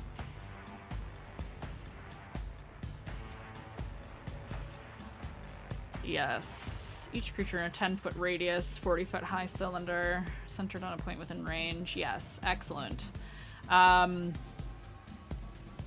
So, I am going to need from Sin, Rev, Nikita, a dexterity saving throw as a column of fire erupts from the Knave Lord as they cast Flame Strike. Counterspell. Yeah? Okay. Yeah. Me tempted What to level counterspell is your it? counterspell. It is 5th level. Okay. Okay, so I need a 15. That is a 19 on the dice. There you go. You do counterspell that. So that is... I get to evasion and then it's taken away from me. Even with a +5, my dex save is a +6. So Oh, shit. That's so funny. Okay, gotcha. Correct. Excellent. There's that. Okay, counterspelled. And the Knave Lord, that is their entire action. The other bonus actions they have are also spells, so that is not permitted. We will move on to Kazuhiko. Kazu is going to do... Well, he already used his big magic, so he'll use his next level down magic to...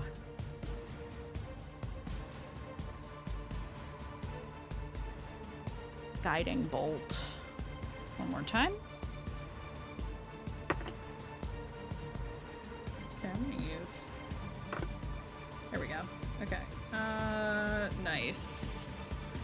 That is a whole lot, so I'm gonna roll this thing in the roller because I don't feel like digging out a bunch of d6s for this. Another 23 damage on the Knave Lord as Kazuhiko unleashes a second Guiding Bolt. And that means that the next attack roll made against the Knave Lord has advantage.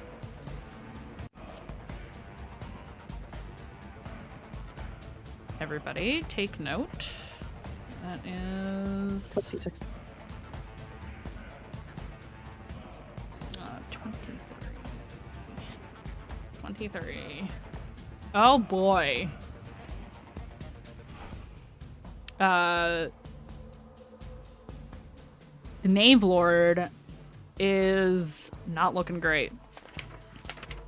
Moving on to Aurora. It is now your turn. Okay, sorry. Those words really maybe changed what I'm gonna do.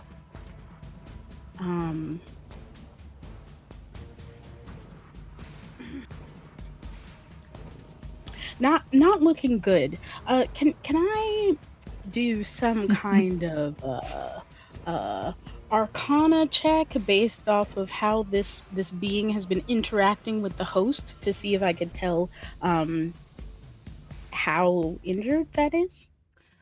Oh, that is... Well, yeah, because it wouldn't be a medicine check. This thing is not I'm something... begging for anything but that. Yeah.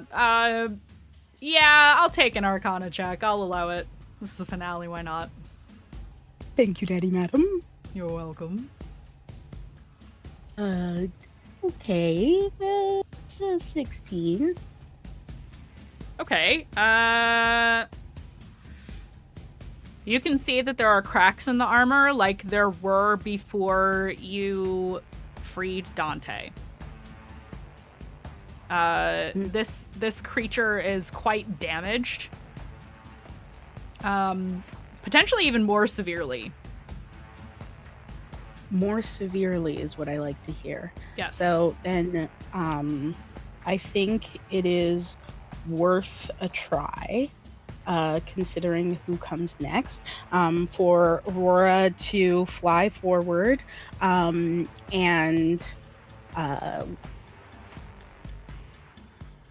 crack her whip again, her focus whip, and looking towards the Knave Lord, go, "Stop it!" and cast Power Word Stun. If the Knave Lord has 150 hit points or fewer, it is stunned. The Knave Lord is stunned. And Aurora flies forward further, 10 feet behind Revelation to say, please end this. And we move into Revelation's turn. Technically, an attack has not been made against the Knave Lord, so you have advantage if you choose to hit the Knave Lord. This is awfully poetic. I mean, that insight, I would need time with her, and we do not have time. And so Rev is going to try attacking. Good thing I have advantage. Mm-hmm. Huh, that didn't help. That was an 8 and a 6. So the 8 would be, I have a question. 21 to hit. That hits. Okay. Question revoked. Oh, okay. I was like, you have a question? Yes? Here I am. Okay. Yeah, you hit. I will just roll both attacks because I don't think I will take them down in a one. Oh, my die. My luck is gone. Okay, that's 16 on the die for the second one. So both attacks hit. I will use just a regular smitey smite, paladin smite. Question, Aurora? I do have an actual question, which Yes. is, Mandy, would you allow me to gift Alyssa one of my 4 remaining luck die? Yes. Sorry, 5 remaining luck die? Yes. Alyssa, you have a luck die. I will use it to crit fish, I think. Yeah, crit fish. Go for it. That second attack. I'll The allow first it. one is just 18 weapon damage. 18 weapon damage. Okay. No, I didn't get it. The second one is 10 weapon damage. Oh no, that's the wrong dice. 10 weapon damage and 4 radiant damage. All my luck is gone. Okay, we are going to narrate what happens next. No. Revelation, you are wailing on this creature with your Holy Avenger flail. Armor is cracking. You don't hear any grunts of pain or expression of distress. There is no taunting, no speaking, no nothing. It is like you're hitting a training dummy over and over. There's no satisfying banter. There's no grand words or monologues. But as you crack through this thing's armor, you watch as the body lurches forward, rears back, and the helmet is pushed off and gives way to like this beastly visage, one that Dayu would recognize if she was present, of the festering beast, the one that killed Meilin. And as this thing rears forward in flame and fury to try to take your very life, how do you kill the Knave Lord?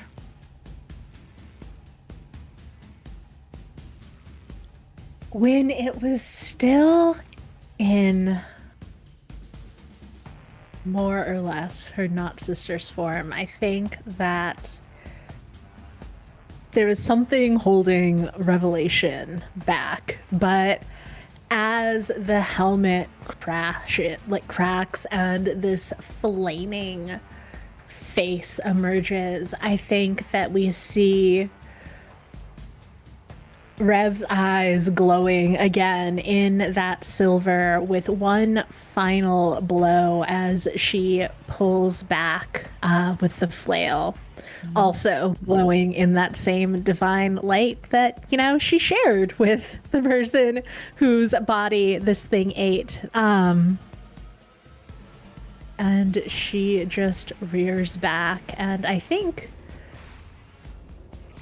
says, not quite crying, but a little overwhelmed, you were a person, not a vessel. You didn't have to be a vessel.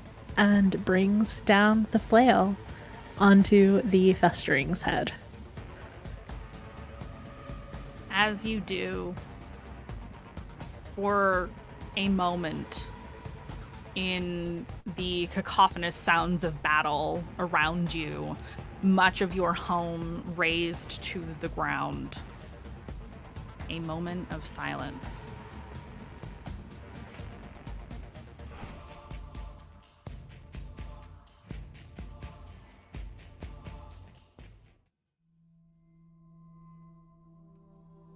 As you stand over the remains of this creature. There is no oozing, no wriggling creature trying to weasel its way under a rock or through the ground. There is no movement. There is no sound. And slowly, the sounds of battle begin to die down and are replaced with confused shouts and people trying to communicate. You look around. Some of the fires have begun to get quenched. Some of the buildings saved and spared from this destruction. But you realize that every festering being in your home has begun to lose its form, has begun to lose its ability to fight as they melt into useless puddles of nothing, absorbed back from where they came, from their source, the center of this planet.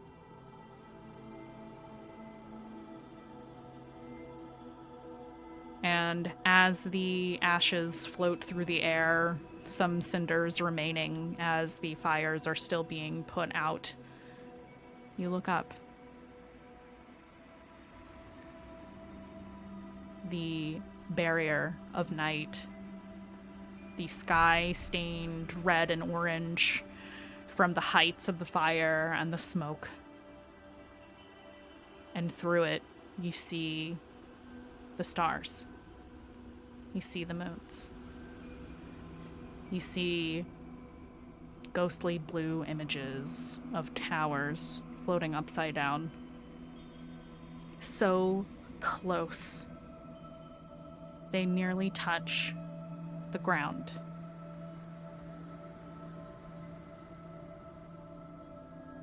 Everything around you was so chaotic, you didn't even realize that there is a city floating right above your home.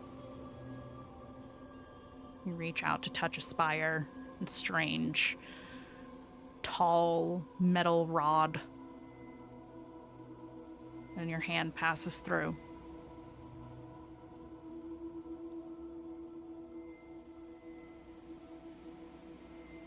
As you all catch your breath,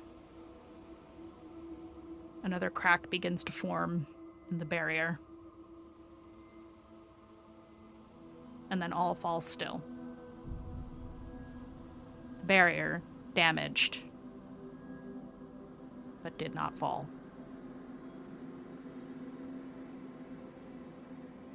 Is there a body still, or did it just turn into There's the a body. creature or melt away? There's a body. Of the woman. It doesn't look like it. It looks.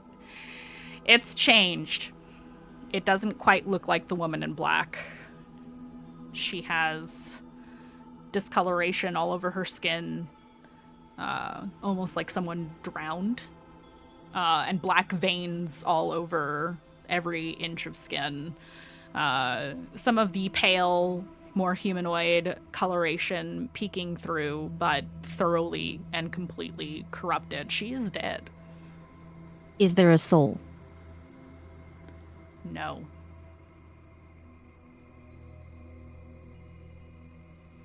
And Revelation doesn't know that there's no soul. And I have 1 3rd-level spell and diamond dust. And so I think she drops to her knees and tries to revivify.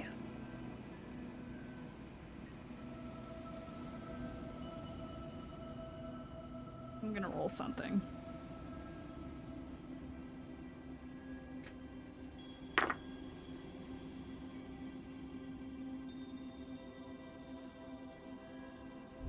Okay.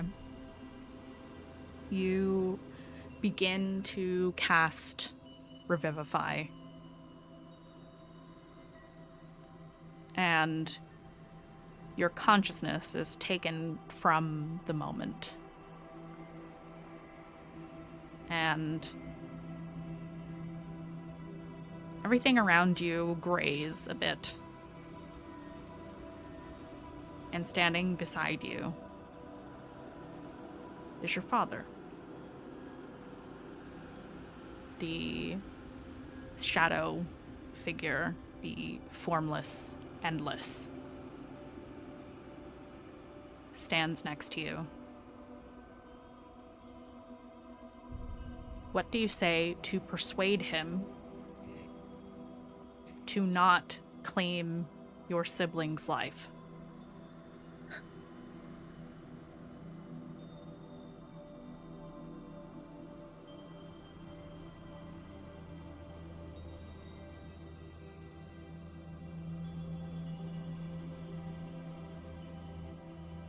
Oh, did we lose Alyssa?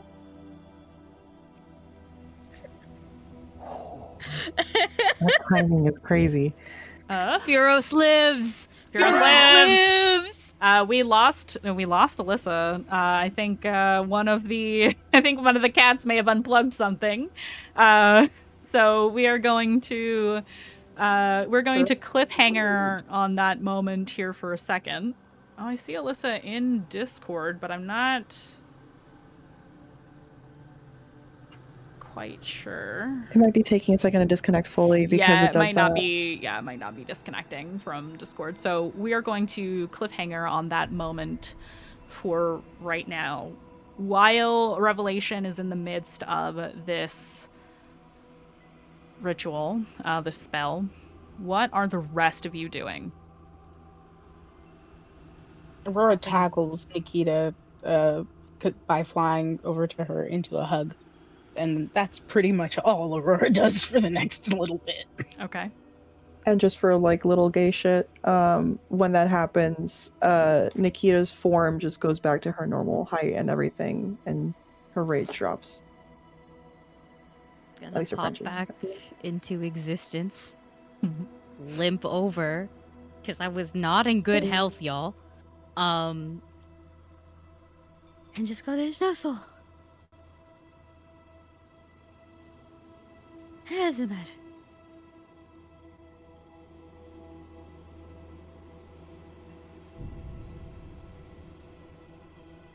Sorry, can you repeat? I was distracted because Alyssa lost their internet.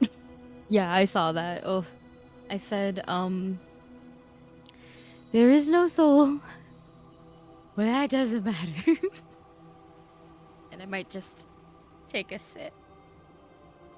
Thanks for the raid, Benu.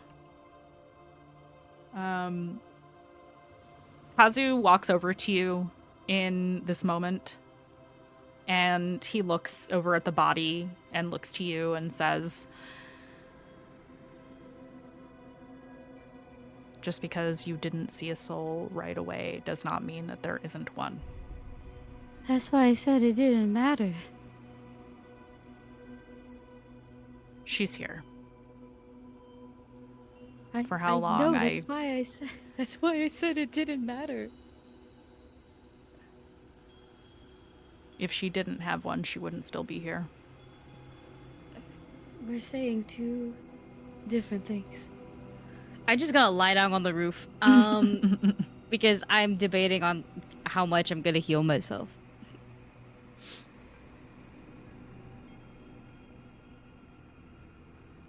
Conathor walks over to Nikita. Hey, I thought you weren't Lycan.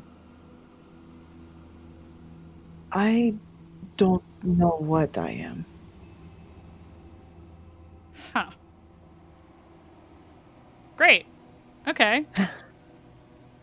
We're a family full of weirdos. This makes sense. This tracks.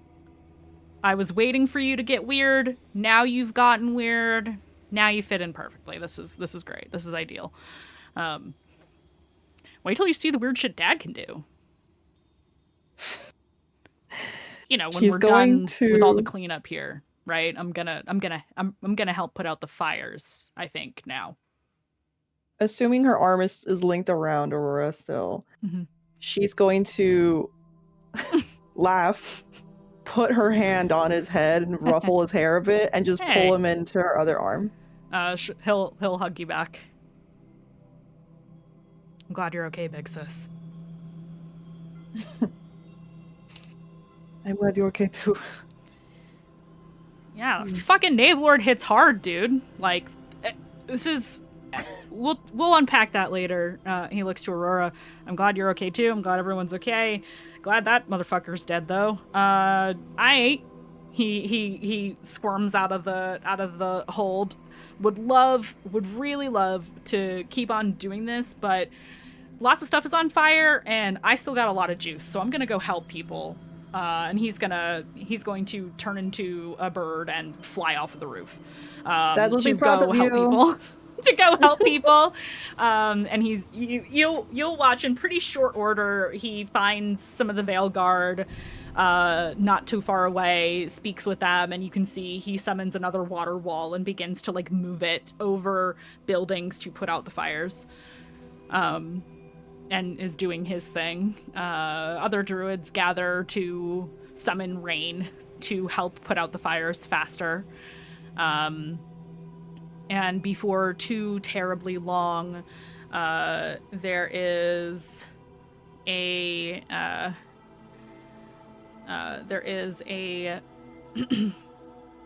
essentially fires get put out until everything is just smoldering wreckage. About half of the city has been damaged by fire. Maybe 10% of the buildings have been completely destroyed. And as for a death toll, you're not sure. And as for who, it will take days to know.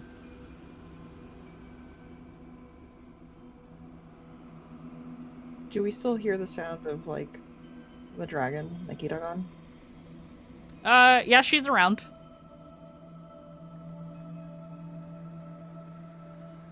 Yeah, she's around. She's in dragon form. You can tell she's using, like, ice breath to put out bigger fires. Essentially causing things to get frozen instead. But it's like, whatever. You can't... Freezing doesn't spread. Fire does. So there's, like, snow. There's rain. There's all kinds of weather shit happening in the Vale right now. As people are... still very much on edge, very much on guard as they're going about kind of trying to do damage control. Oh my god, okay.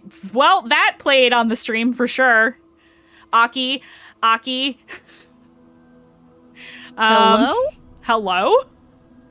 Did I get Okay, disconnected? I don't know I get disconnected from Discord? What is happening? I I think we all of us did. experienced it. Everybody Okay, did, right? everybody I was like, experienced I- this. You know what? This wouldn't be a Mistlost stream if we didn't have hella issues randomly and at different times throughout what's happening. But it looks like Alyssa is back. Yes, that was wild. In the future, I will yell at Aki to turn those stupid fucking sounds off in Discord.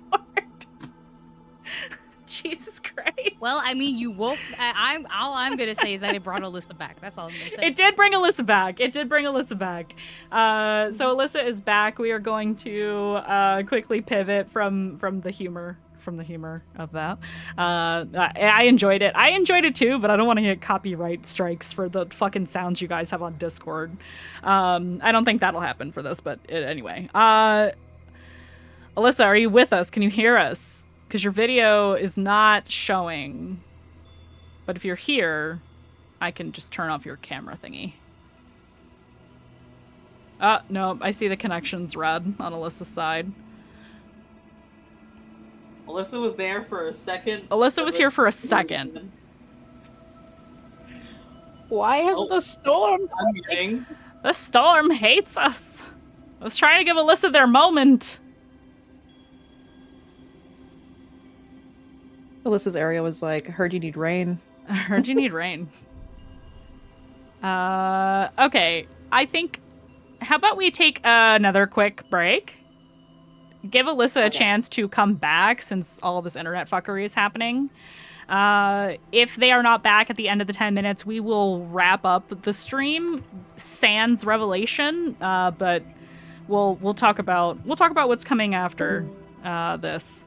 So everybody, we're gonna take another quick 10-minute break. Oh, hello. Are we not? Are we not taking a break, Alyssa? Can you hear me now? Yes. We can hear you. Yep. Yes. If Amazing. Video Ninja is too hard on your connection, we can forego the video if you. Oh no, I can see you fine now. Okay, great. Yeah, I tried hotspotting off my phone, which I think was just too much for video, but Yeah. my internet is back. Okay. Allegedly. Yeah. You look good. You're smooth. Your video's smooth. And you're cute. You're so fucking cute. So we're gonna get back to what you were doing. You know, like all my friends, they're all cute. We're all super cute, you guys. We're gonna go back to what was happening with Rev.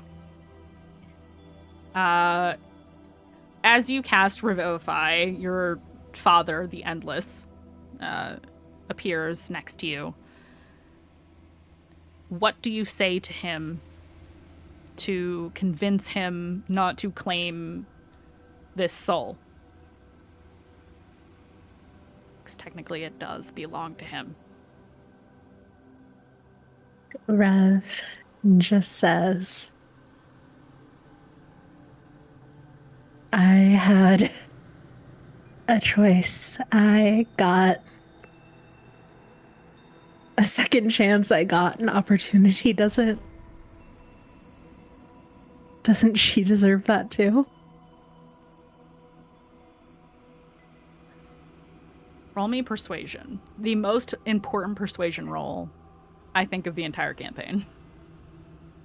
I think that we are still within the 10 minutes of my divinity. Yes. So I have that +5, which is good. Could I give a luck die? Just in case. Nope. I have a luck die, so I'm going to use a luck die. Okay. Because that was a 4 on the dice. Mm-mm. No! It's a 3, so 19 total.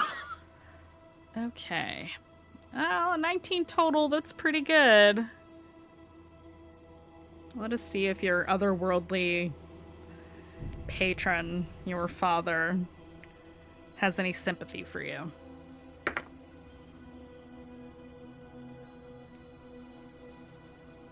He places a hand on your shoulder. It feels heavy, like stone. And you hear his voice in your mind.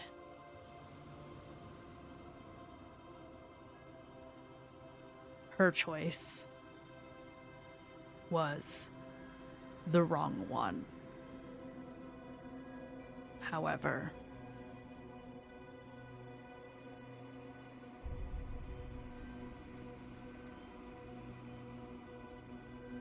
how can I refuse the request of a child who has raised themselves up?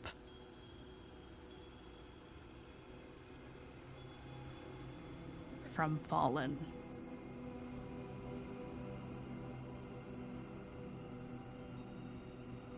Rev was so ready to start pulling secrets, to fall back into old patterns of negotiating and bargaining. everything she had. And so that acceptance, that agreement, I think she just starts crying. And though his image disappears from your side, you feel his hand linger for a moment before the divine energy that you needed pulses through your body, down your arm, into your hands, to cradle this soul and push it back into the body. You watch as the corruption begins to reverse. The bruising, the discoloration, the black veins recede and fade away. Until all that is left is a young woman, perhaps early 20s, so around the same age as you all, with long black hair, simple armor and clothing. No visible weapon on her person, but the color returns to her skin. And she is breathing. And after a few beats, eyes flutter and open. And she looks and sees you. Brows knit in confusion. What is this? Where am I?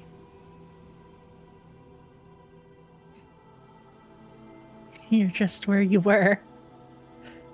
She sits up. Who the hell are you?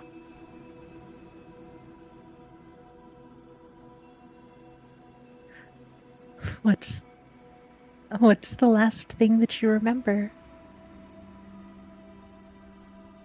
She thinks for a second. I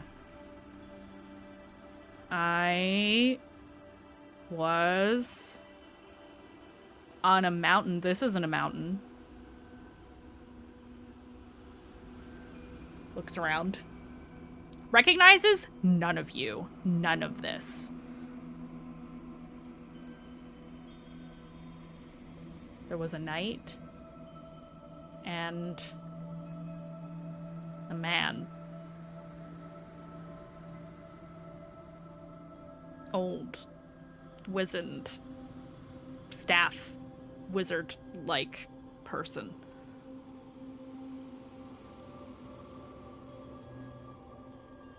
This is not that. It's not. Okay. Why is everything on fire? Did I do this? You and the knight. Maybe the man.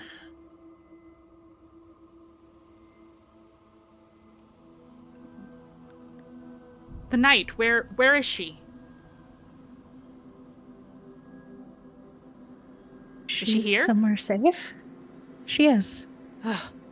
Okay.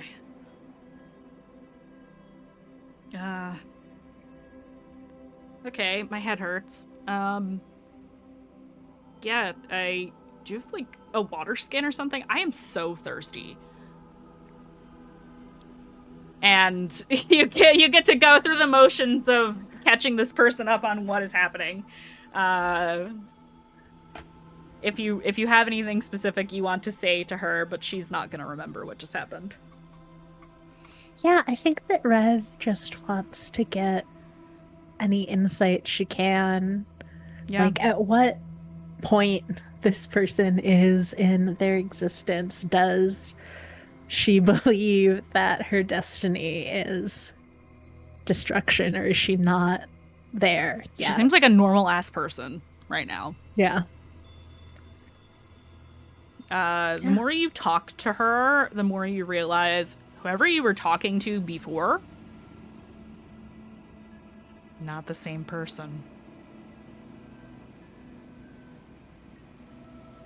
Looks the same, not the same. Totally different personality. Yeah, but Rev, I think, is a little overwhelmed, but will introduce herself as Revelation and as a sibling. Okay, Revelation, you're my sibling. My name is, I guess I'll have to pick something. I don't really have a name. I don't think. I never learned it before. Oh. Wow. Maybe I didn't have one before either.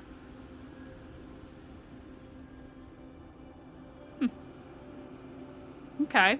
Yeah, I'll have to think on that, I guess. Name's kind of important, right? I should probably think of something quick, but like, everything's on fire and it smells really bad here, and you all look really beat up and like super concerned. Can I help you guys? Point of order, Sin is actually grinning super fucking big. Mm-hmm. He probably would have been like being like protective, like if anyone tried to like approach or bother Rev right now, Sin would have been like, back off! But like he's grinning ear to ear. Same. Rora's and been the standing only- behind Sin, just crying, just weeping, ever since Kanathor called Nikita big sis. All I do is raise my arm when this is done. I'm not breaking nothing. This moment, nothing. But as soon as she goes, "Are you guys okay?" I raise my hand up and go, "See, told you it didn't matter. This is what I meant. Oh, It was gonna happen." okay. How do you They're just know things? Positiv's like looking at you like, what? We were talking about the same thing, but now we're not talking about the same thing. What's happening? You think you just get to see this shit? Not even a year in, and you know shit? No, I like. I'm lying down, but like Typical I'm like married couple shit. pulling his arm. I'm like pulling his arm down. Sit. Oh my god. Like sits. I'm not sits. lying down. I'm not lying down here and being the only one fucking lying down. And I think from here we can fast forward a little. And I'm actually gonna just turn this off. Give us our regular background back.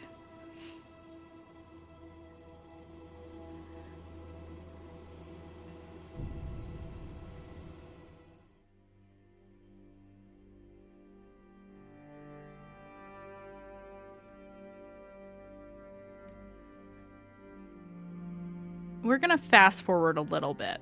Not much. Maybe an hour or two.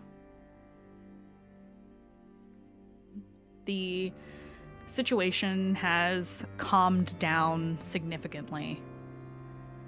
The fires have almost completely been put out.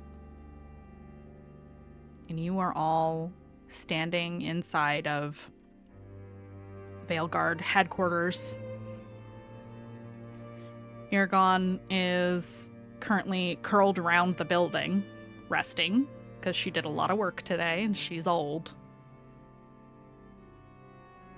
And you are in the central courtyard area, which has been set up as a triage space. And Aurora, everybody else can decide where they are located in this area. The woman in black has definitely been taken to a bed and examined for injuries just to make sure. But Aurora, you are standing at the bedside of your sister, who is currently still unconscious.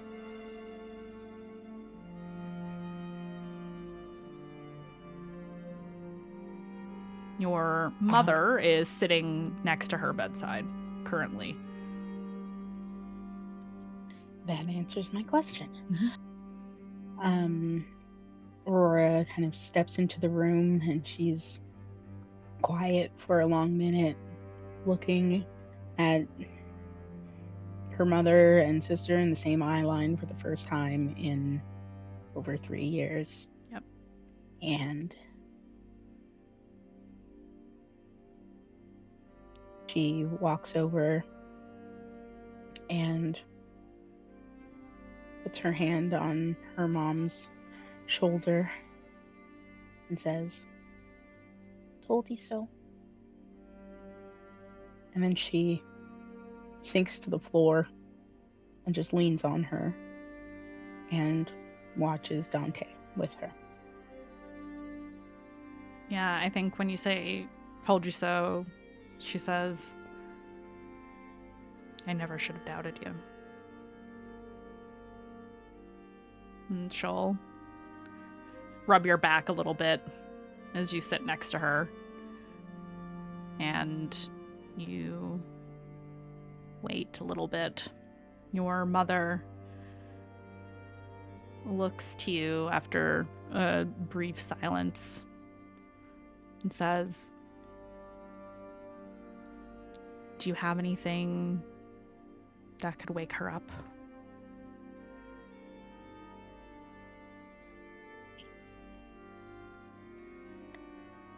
Well, I have this spell my friend gave me, and I don't know if it would work. But I also have an idea Okay. of somewhere to take her if we need more time to help her. Okay. What's your idea? Well, recently a friend of mine gave me this very nice gift, and it's connected to a god, and it's a little place where I went and rested and recovered after almost dying. And I was thinking maybe it might be helpful if we cannot heal her now to take time out of time, give her time. Give her time. Okay. Well, it will depend on if Jem thinks it's worth it, but I maybe should. Edem, try the the god spell of time, Edem? Uh-huh. She Good is looking timing, at you actually. like she's never seen you before in her life. Like, oh, okay. A lot has happened, I can tell. and one of those things is finding the skills that I've built up in previous lives, and this connection is one of them. Previous what now? Your mother is not privy to any of this information. I'll explain later. The important part of that All right. is that You know there's- what? That's probably a pretty small detail in the grand scheme of, I need tea. yeah, you know what would be more fun if I told you that I got engaged or something. Oh. See, fun. Congratulations! Okay, sorry, very hard pivot. Giant unprecedented attack on our home. Your sister is alive. You interact with the dead god of time, and you're engaged. Okay, alright, okay. Dead god of time. That explains why people didn't really know that much.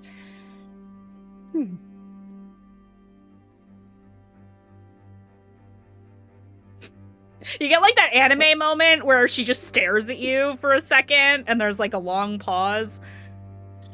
I'm going to need time to unpack that. However, I can set that aside in the moment to congratulate you, I suppose. We're compartmentalizing today. We're compartmentalizing today a lot. Definitely. She looks over to wherever Nikita is standing. Is it... Which one of them is it? Is it Nikita? Yes, it's Nikita. Yeah, I feel like with this entire thing, she's been giving them distance. I feel like Nikita's 100% there, present. Yeah, but You're just unloading all this information on your mother, who is normally cool as a fucking cucumber, and the bitch in charge. She is not the bitch in charge right now. When she mentions the engagement, Nikita clears her throat.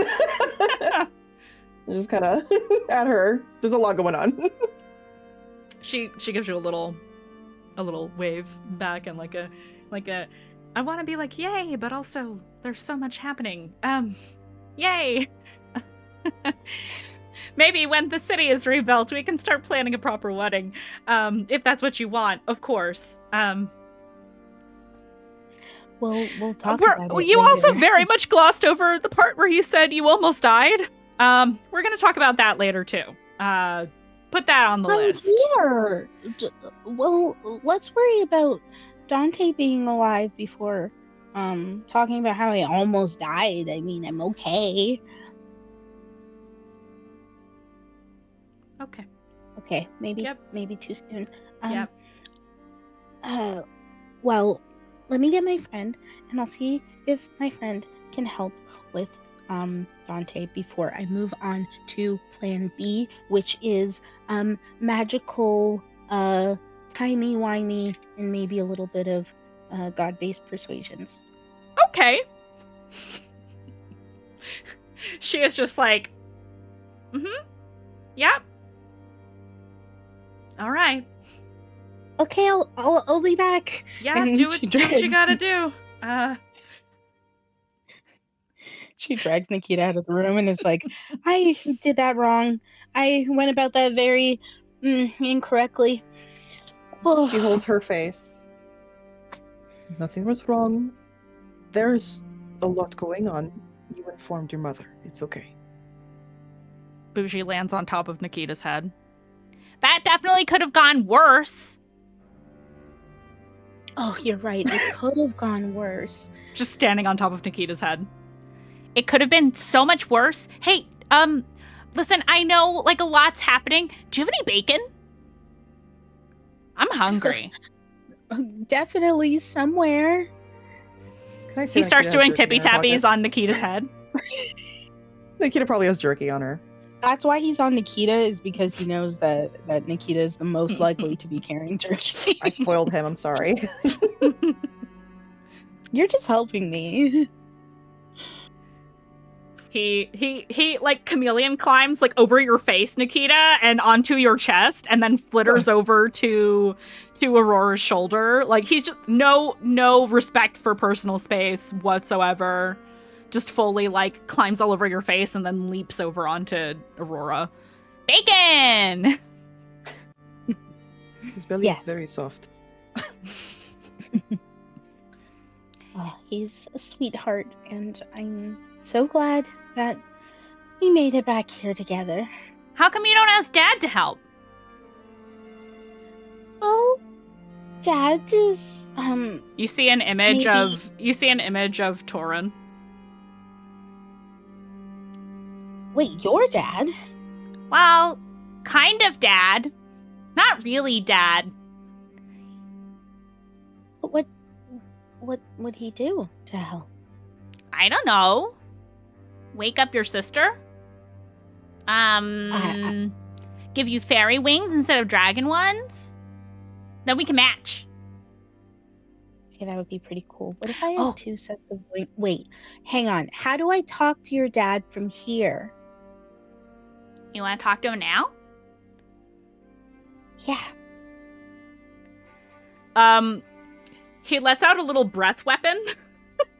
It's rainbow and glittery. And it opens up a little teeny tiny portal. And you see Toron's face. I love my baby. And he just looks around. in this little portal. Like, he looks around in the view that's, like, around you. By the gods, you did it. Hi. Wait, how did you get on this Oh. channel? This isn't for you. It's for Bougie, right? You little Emma. sneak! I have a favorite question. Please don't hang up. Well, how could I say no to the bluest flame this side of the universe? What can I do for you, my dear? That is me. Okay, so my sister was taken over by like maybe part of the Mad God, or maybe Ooh. like an agent of that god. And now she's asleep and she won't wake up. She doesn't seem dead. And I thought, like, you know, maybe there would be a way if with healing, but All Bougie right, you're talking too suggested- much. Hold on. And the portal gets big. And beautiful man in rainbow, like iridescent robes shows up. Everything looks brighter, despite the fact that everything is grimy, half destroyed, still burning, still smoldering, smells like, you know, burnt wood and all of these things, and panic and etc. And everything gets a little brighter. The plants perk up despite the harsh conditions of this area right now. And everything's kind of glittery. People look over, like, confused, as this very, very tall, like 7 foot tall, the most beautiful man any of you have ever seen in your lives, just saunters past you. Stop explaining things, it's boring. And he walks into the infirmary area. Your mother is sitting there and sees this and, like, hesitates putting her hand on her sword. Some of the guards, like, square up a little bit, and he's like, please, I could Hang turn on, you all wait. into goldfish if I wanted. Just calm down. I'm here to help somebody. This is my friend. Sorry, Yes, I didn't expect this to happen Toron, so quickly. the Summer Lord. It's wonderful to meet you all. I think some of you worship me, so step to the side, please, and thank you. And he steps over to Dante's bed. This is the one, right? She looks like you. You got it. What do you want to give me? He grins. What do I want to give you? You typically require some type of payment, in the form of Reciprocity, baby. hmm, Finger guns. sentimental item or a promise. Is that the situation? Yeah, how about a promise? I know what I want. He leans in and whispers something in your ear. I'm gonna message you. Okay. And I'm gonna say during the whisper, she's just looking at Nikita, thinking. And then she says, yes, okay. He pulls from a pocket dimension, like you watch as he plucks at thin air and pulls out a pair of sunglasses and puts them on. Got it. And he ever so gently touches your sister's forehead, and her eyes open instantly. Oh, that was too easy. I should have asked for 2.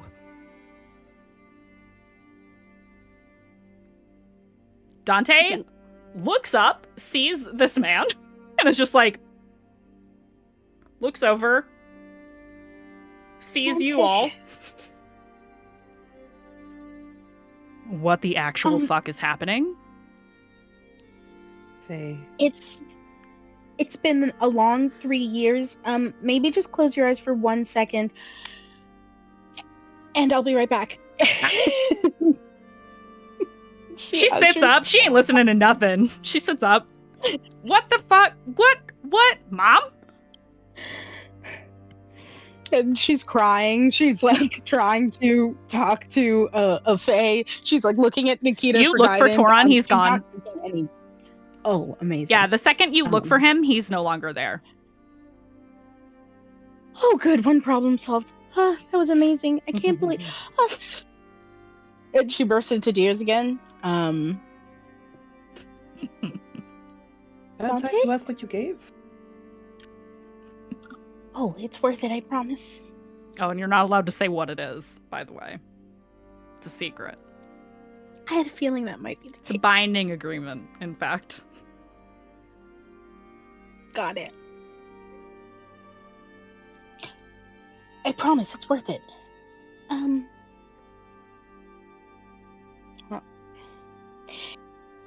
Hey, Nikita. This is my sister, Dante.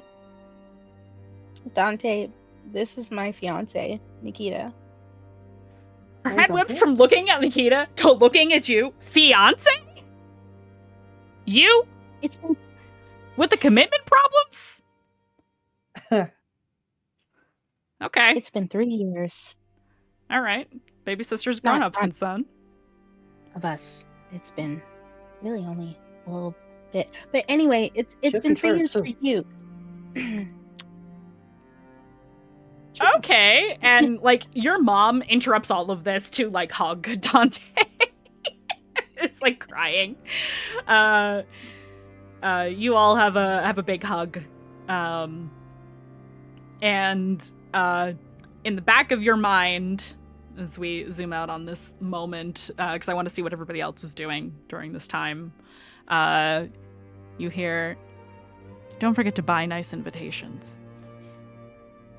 And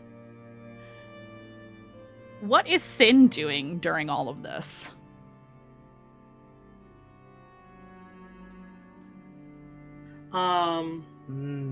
That's a good question.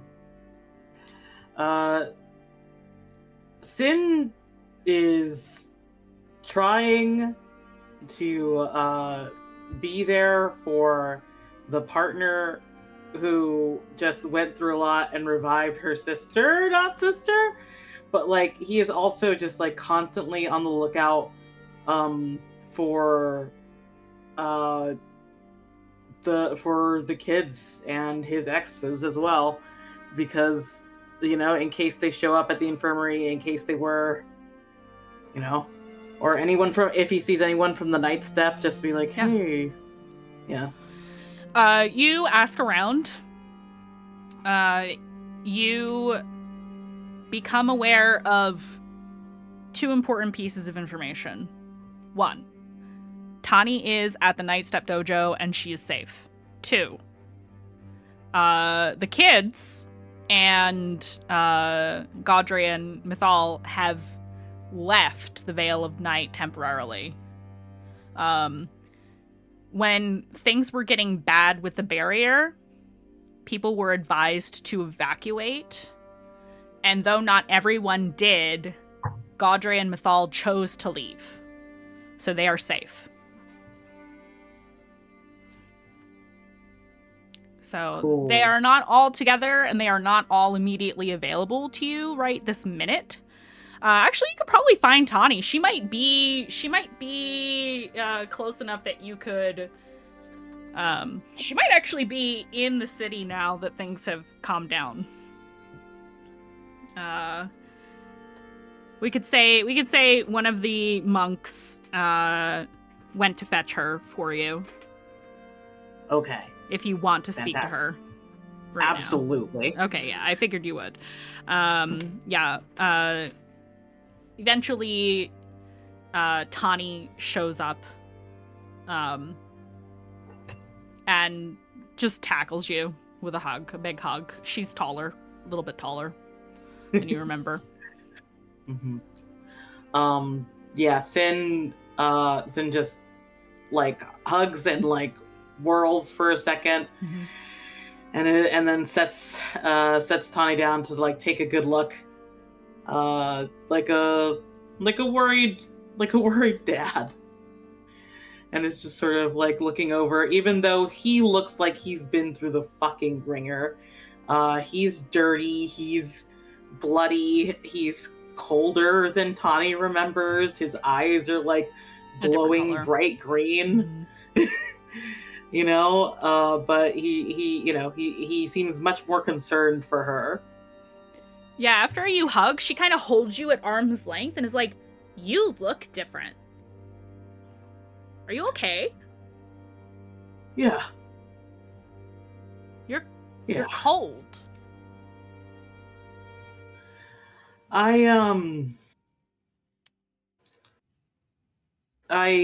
She like squints and leans in close to your face. Your eyes are different. Your fur is dull. Why do you look like that?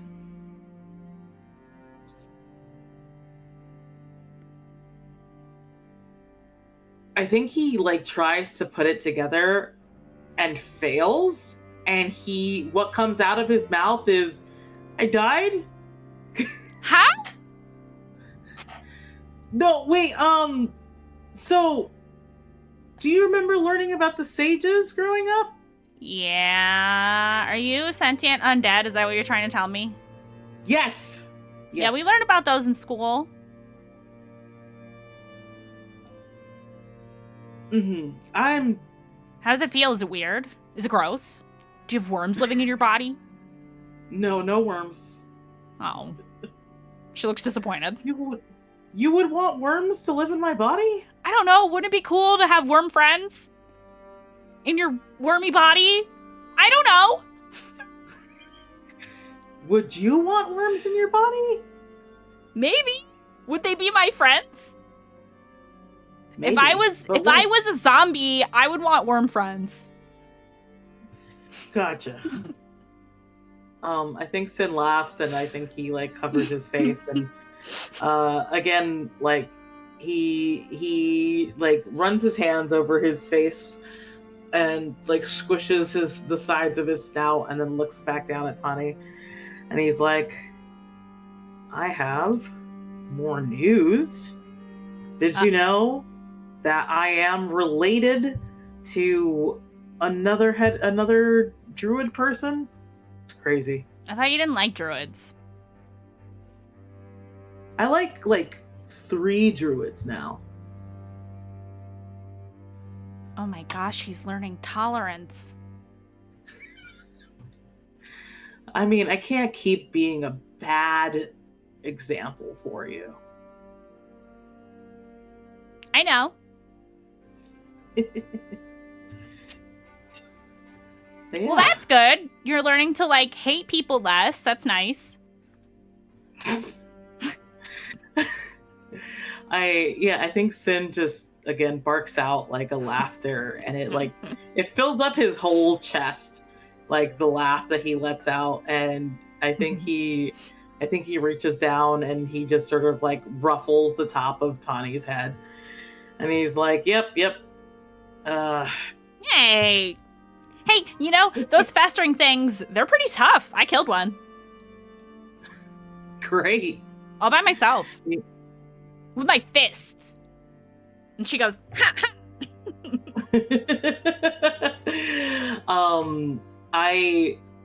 Sin just looks so goddamn proud. And he grins and he's like, "Yeah, I killed one of the snake ones back almost a year ago. And then there was the fire giant. And then there was..." Well, if more show up, I'm gonna kill them too. And she does the punch thing again, but you watch as this shadowy energy engulfs her fists, and there's like after images in her punches. I've been training really hard. So if they come back, I'm gonna get them all. And I'm faster than you now. Ha! Are you? Yep, and when the city's fixed, I'll prove it. Good. I heard the school got burnt. Sin frowns and looks in that direction. It's about half gone. Yeah. Well, since I don't have to save the world anymore, I'm sure I can learn a little bit of carpentry.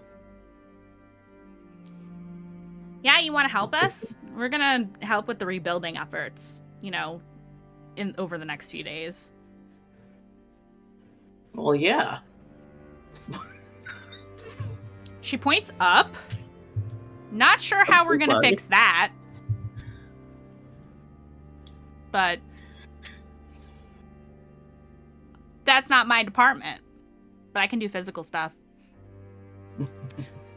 And Master said, eventually, I can punch ghosts.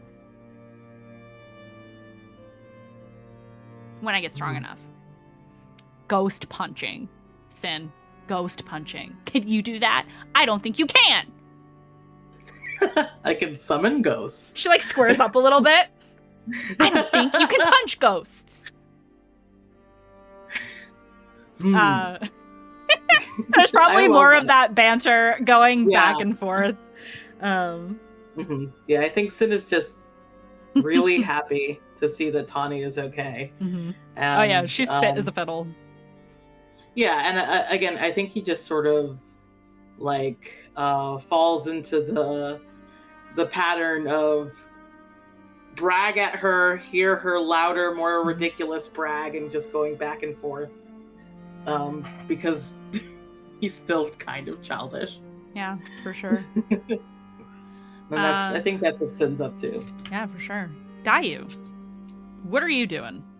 You and Kazuhiko have the freedom to go check on whatever you want to check on. Or if you want to stay with the party, that's also fine. I think... Oh god, what am I doing? I think staying with the party makes the most sense because there is the Dante waking up. There is unnamed sister who is getting her bearings as well. So it's like, just in case, you know, I want to be within grabbable range, you know, like if it's needed, anything's needed, right? Okay. So yeah, you're there. You saw the whole Torin thing. You saw all that was happening. A tall man. He kind of looks like you. And I just... Like me? Yeah, this is Do all like the tall most men look handsome the man same? I've ever It's the most handsome man I've ever seen in my life. I have to compare it to something. I think he just kind of like does, like, you see the equations floating around his head, like, oh my god, she just said something really nice to me. She wasn't soft bullying me. This is the first. We've been through too much. I don't have the energy to bully for now. You know, one long rest. He gives you a little forehead smooch because, of course, he does. I think during some of this time, I would have filled him in a little bit on specifically the time capsule, time castle shenanigans. Yes. So that way he like fully understands. He's so jealous. He wishes he had been there, so he also could have trained and gotten stronger. I do. But mostly he's just happy you're all okay. Just lots of explaining of that stuff. I would hope so. It'd be like, this is a lot. And kind of while I'm explaining this stuff, you know what? Yeah, let's do that. I just kind of go, oh, there's one more other thing. What's that?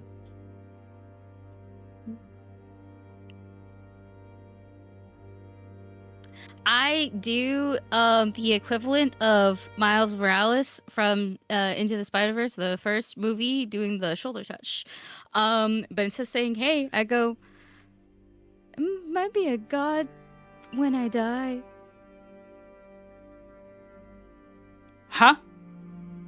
Yeah, I got a lot of my memories back, which, did you know that trauma makes you suppress memories? I didn't know that. Yep, I knew that.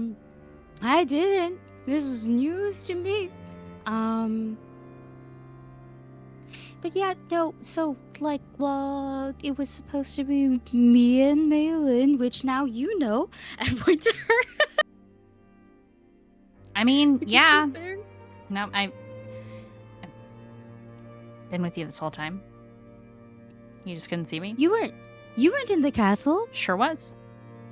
No, you fucking weren't. Yeah. That was so rude. Witnessed it. Totally saw the whole thing. She's lying. That She's was lying so- through her teeth at you. That was. She's how completely fucking big. lying. This sucks.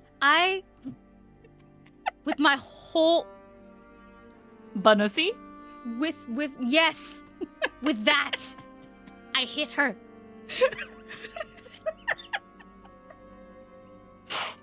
I hit her.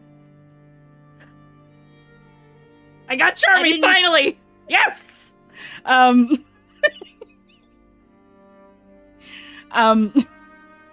Somebody clip that. I swear to God. You punch a ghost fully.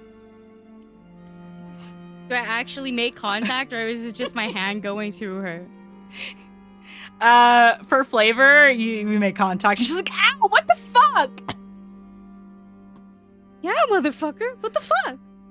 Since when can you punch ghosts?" I touched you, huh? That's so now there's that screaming going on in one end of the. Kazu's just standing there witnessing this, just like both of you screaming at each other, although to everybody else it looks like Dayu screaming at air. Nah, there's nothing new. And he's just like, now I know everything's okay. Now I know everything is okay. The two of you bickering in the middle of everything's fine. We did it. We fucking did it. Oh yeah. Also, you're gonna be one too. That was the other thing I was trying to say. Huh? And we just Yeah. we hard cut away from Kazuhiko. All of you just hear Oh, no. Kazuhiko scream, huh? Revelation. We're gonna close out with you. What are you doing in this space? In this immediate afterwards? Did Valdin make it to Okurai? He and Morgan both arrive after you've already defeated the Knave Lord. But they're here.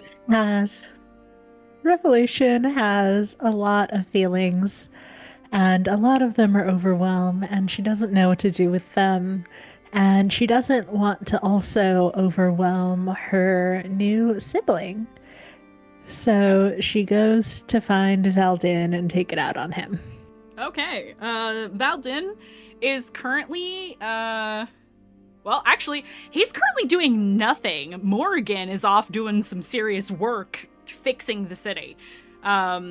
He is leaning against the tree outside of the Setesk, kind of looking like he's pensively staring at what is happening. He looks bored. He sees you march up to him. Yeah, I think Rev joins him with a perfectly diplomatic smile and the absolute most venom in her voice as she just straight up asks, "What's happening with the unsleeping eye?" Well, hello to you too, beautiful. He leans back against the tree. Unsleeping eye. Why do They used to be yours. Why do you know that name? Because they're causing problems for people that I love. Because you lost control of them. Ah, you're here to point fingers. You're here to have a tantrum. Excellent. I love tantrums. Go ahead. Give me what you got. Go ahead. I'm here for information. Yeah? What are you going to do for Are it? you still? It's a problem that you made. Are you honestly... Is it? Are you Did I? denying that they were your group? Your Oh, spies? sweet young child. My dear. Do you honestly think that I, the architect, would make something like that?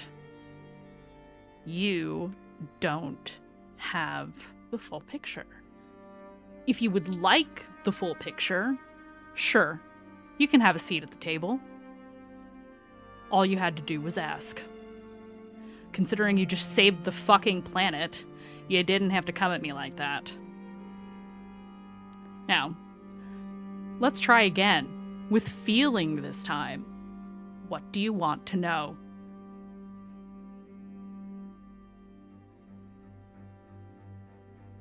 Everything. I'll tell you whatever you want to know. But first you gotta tell me who hurt you so bad that everything has to be a fucking fight with you. Daddy issues? I can help you with that. I'm really good at that. I think Rev blue screens a little bit.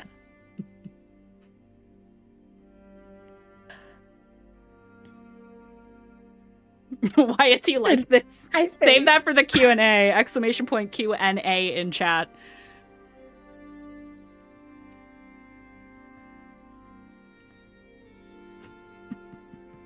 I'll handle this on my own, thank you. Well, that's no fun. Oh, is it because my protege has the hots for you? Is that why?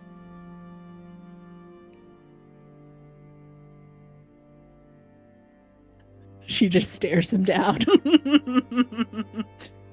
You can tell this is a smooth motherfucker and a lot of people get mad at him and he just talks his way out of it. Uh-huh, yep. Like some other tabaxi we know. Mm-hmm. I think Rev is honestly like a little charmed because it does remind her of Sin, but she is keeping or trying to keep a straight face. All right, well, you know, the undead apple doesn't fall from the undead tree. He motions to himself. Yes, he really is this cringe all the time, guys. I've had a lot more experience with the undead apple. Yeah, he's probably sweeter than me too. It's fine. He is completely like not even bothered by the fact that you turned him down. It seems like he's the kind of man who's used to teasing people and getting shut down. Yeah, well, I'm 2 for 2 today, apparently. He looks over in Morrigan's direction. Cool.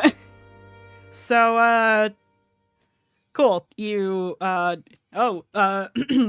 kind of does like a little half bow.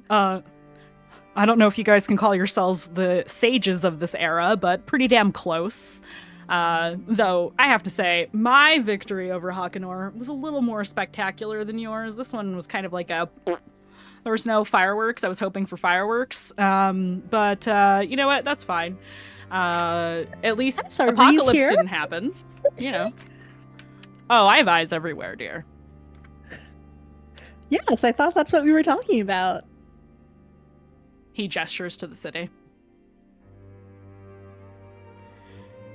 The unsleeping eye. That is something we should probably sit down to discuss, all joking aside.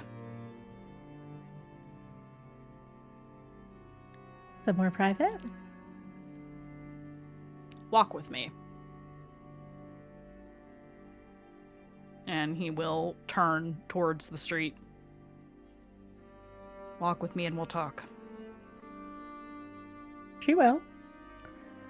And we will fade on that. Is there anything anyone else would like to do? Otherwise, I'm gonna narrate some stuff.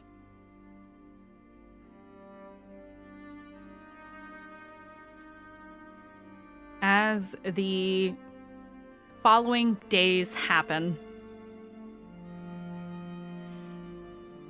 you all help with the restoration efforts, the rebuilding efforts of Okudai as you move into this new chapter.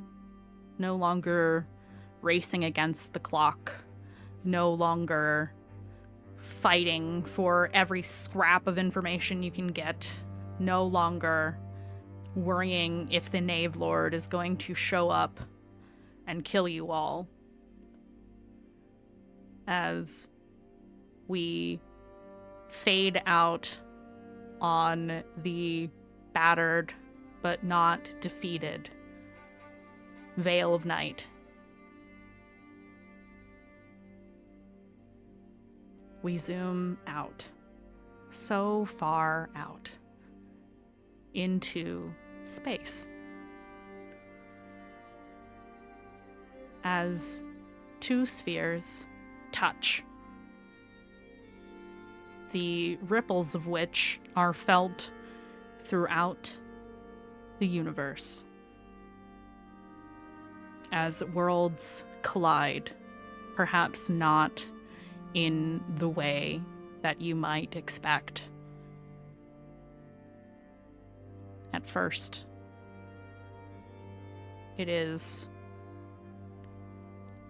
random buildings made of metal and glass randomly appearing in the middle of the plains of Southmore. A train off the tracks falling into the sea. Islands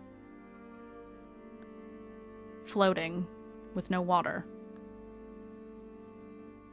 People with no concept of what Terra is appearing on the planet's surface. As Earth and Terra merge, the realities of both join one another in the way a puzzle without the right pieces can only do. There are holes. There are things that don't make sense. There are changes for each of you. What that means and what that looks like, you will have to tune in to the epilogue to find out. Though this is the finale of our grand campaign, there is one final chapter, the epilogue, where our party members will have the opportunity to revisit a singular event following the saving of Terra and the World of Night. Or, excuse me, the Veil of Night. You will have one last opportunity to say goodbye to these characters next week. That is on April 22nd. On April 29th, we will be back here just as ourselves for a roundtable discussion.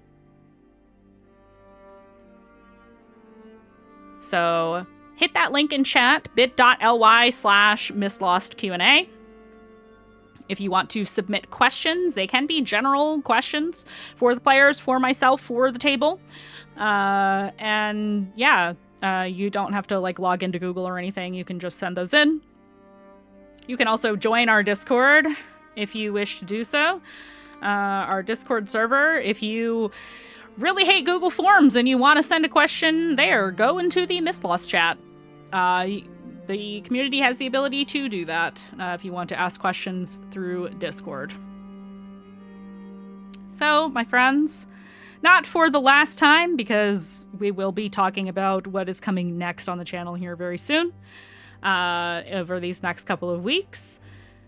Thanks to my players, thanks to everyone for the raids and the subs and the follows and the things and the stuff. And we will see you all next week.